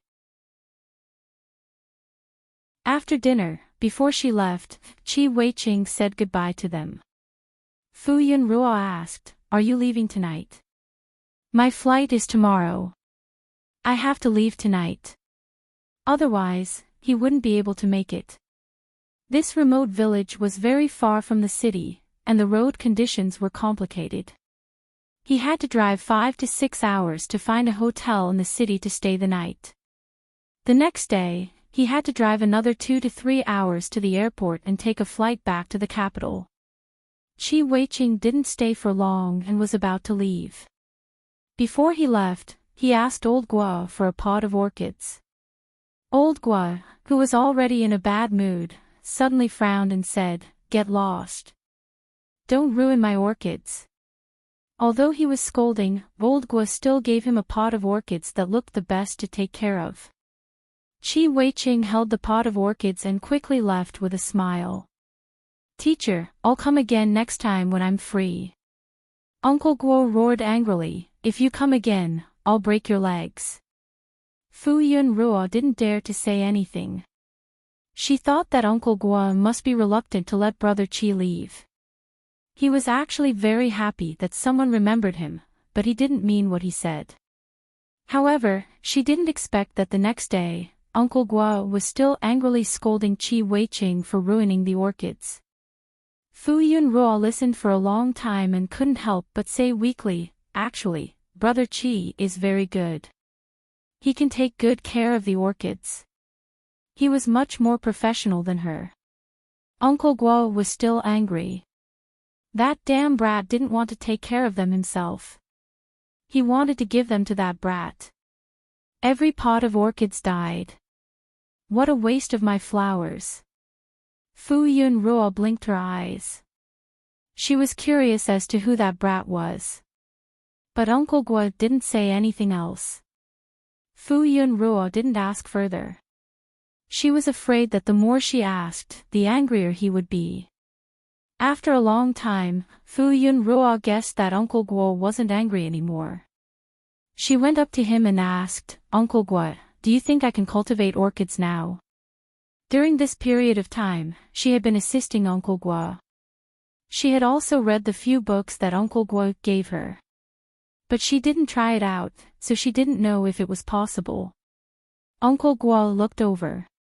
Fu Yunruo felt a little embarrassed, but she still expressed her thoughts. "It's like this. I want to do a live broadcast." She explained her thoughts and the content of her live broadcast in detail. After Uncle Guo heard it, he snorted coldly. "You only know how to think of such fancy things." Then, he walked away with his hands behind his back. Fu Yunruo blinked. Did Uncle Guo mean that he agreed or disagreed? She couldn't figure out Uncle Guo's thoughts until she reached home. In the end, she thought listlessly that it probably wouldn't work. Fu Yunruo hugged her son and said dejectedly, "Son, it looks like we won't be able to earn pocket money part-time." She still had to continue thinking of suitable live broadcasts. Chi-Wen exclaimed. He placed his soft chubby hand on her face. He thought to himself, "Stupid woman, Grandpa Gua didn't object to your live broadcast." Fu Yunruo didn't know what her son was thinking. Her depressed mood lasted until the next day. Fu Yunruo brought her son to the flower shed. She acutely realized that the layout of the flower shed had changed. Uncle Gua's flower shed was very big. It was nearly 1,000 square meters. In the past 20 years, he had cultivated orchids that were in good condition. There were only 73 pots of orchids that were in the process of being cultivated. Hence, there was a lot of space between them. But now, she clearly realized that many of the orchids that were convenient to move around had been moved. It was more orderly and saved more space. In the right corner of the flower shed, there was a large empty space. This empty space was surrounded by 2 shelves, leaving only one door open. Fu Yunruo walked in to take a look. There were many incubators with constant temperature, as well as potted plants and plant materials. Fu Yunruo's eyes welled up with tears. Uncle Guo walked in. He placed the seeds and sprouts in his hands on the plain table. "Uncle Guo, thank you." Fu Yunruo's eyes reddened. She thought that Uncle Guo didn't like her doing live broadcasts. She didn't expect that he would give her such a big surprise. She was so surprised that she wanted to cry. That was why she really, really liked this place. Her hometown in another world had a lot of kindness and beauty. Uncle Guo saw that she was so touched that her eyes were brimming with tears. He felt very awkward. "If you want to huo here. Don't touch my flowers." His tone was much gentler. "Okay." Fu Yunruo replied with a heavy nasal sound.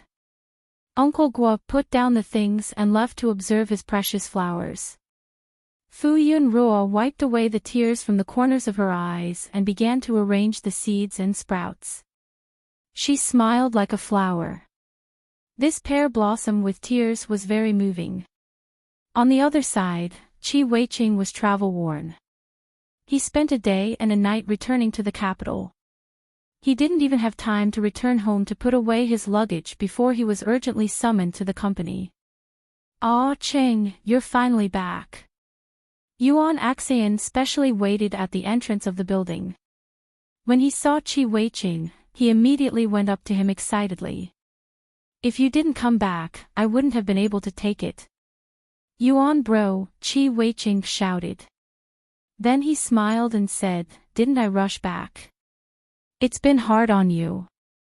Yuan Axian carefully took the pot of orchids from Chi Weiqing's hands. He let out a big sigh of relief. He could finally deal with that ancestor. Yuan Axian immediately returned to his well-dressed elite appearance and walked in side by side with Chi Weiqing. "Yuan bro, Chi bro," along the way, the company's celebrity employees all greeted them when they saw them. If Chi Weiqing was one of the publicly recognized top managers in the entertainment industry, then Yuan Axian was the king of the aces. Yuan Axian was 45 years old this year and was a legend in the entertainment industry. He was publicly recognized as the #1 manager and also the head of Apple Entertainment's management department. In his management career, he had only managed 3 celebrities. Each one of them eventually became a legend of their era. The first celebrity left the industry after reaching the top to get married and have children. The second celebrity unfortunately died of a terminal illness 3 years after reaching the top. Now, the third celebrity he managed was Apple Entertainment's #1, Siyu, who had won the Golden Horse Award for 3 consecutive years. Siyu debuted at the age of 20. In his first movie, he won the Best Actor award and the Best Newcomer award. However, he didn't reach the top immediately after his debut. Every time the marketing accounts said that he was going to fall, he would always use more and more dazzling results to refresh the world's understanding of the peak. Originally, managing such a superstar was the most dazzling achievement in Yuan Xian's career. However, after working together for so many years, he just wanted to beat himself to death for trying so hard to sign him. He was hard to please and his temper wasn't bad. It was just that sometimes, he was too much of a dog. He felt that he had lost a lot of hair. For example, recently, his new orchid died after 5 days. Then, his attitude was the same. A famous television station invited him to participate in a variety show. The flower died and he didn't want to go. A famous director invited him to be the male lead in a movie. The flower died and he didn't want to do it. A popular IP script was sent to him to see if he was interested. The flower died and he didn't want to watch it. This wasn't the most infuriating thing. After hearing that Qi Weiqing was going to visit his teacher, he started to cause trouble again. He insisted on buying a pot of his teacher's orchid to raise. The reason was because his teacher's orchid had only withered after half a month. At first, he could still buy it. Later, his teacher somehow found out that all the flowers he sold had died and refused to sell them. No matter how high the price was, there was no room for negotiation. No matter who tried to persuade him, it was useless. This time, when he heard that Qi Weiqing was going, he insisted on buying a pot. He clearly knew that if he raised a pot, it would die. However, he didn't believe it. In his opinion, the orchid was so cute. Wouldn't it be better to let it be beautiful alone? If it wasn't for the fact that he wanted this dog of a man who hadn't accepted any scripts for more than a year to do some work, he wouldn't have followed him to harm this pitiful plant. You're tuning in to the LoveLore Library YouTube channel. We're so grateful for your support and don't forget to subscribe to join us on this incredible journey through captivating stories. Your generosity through donations truly makes a world of difference, as it's the primary source of revenue that allows me to expand and enhance this channel for you. Thank you from the bottom of my heart for being a part of this adventure.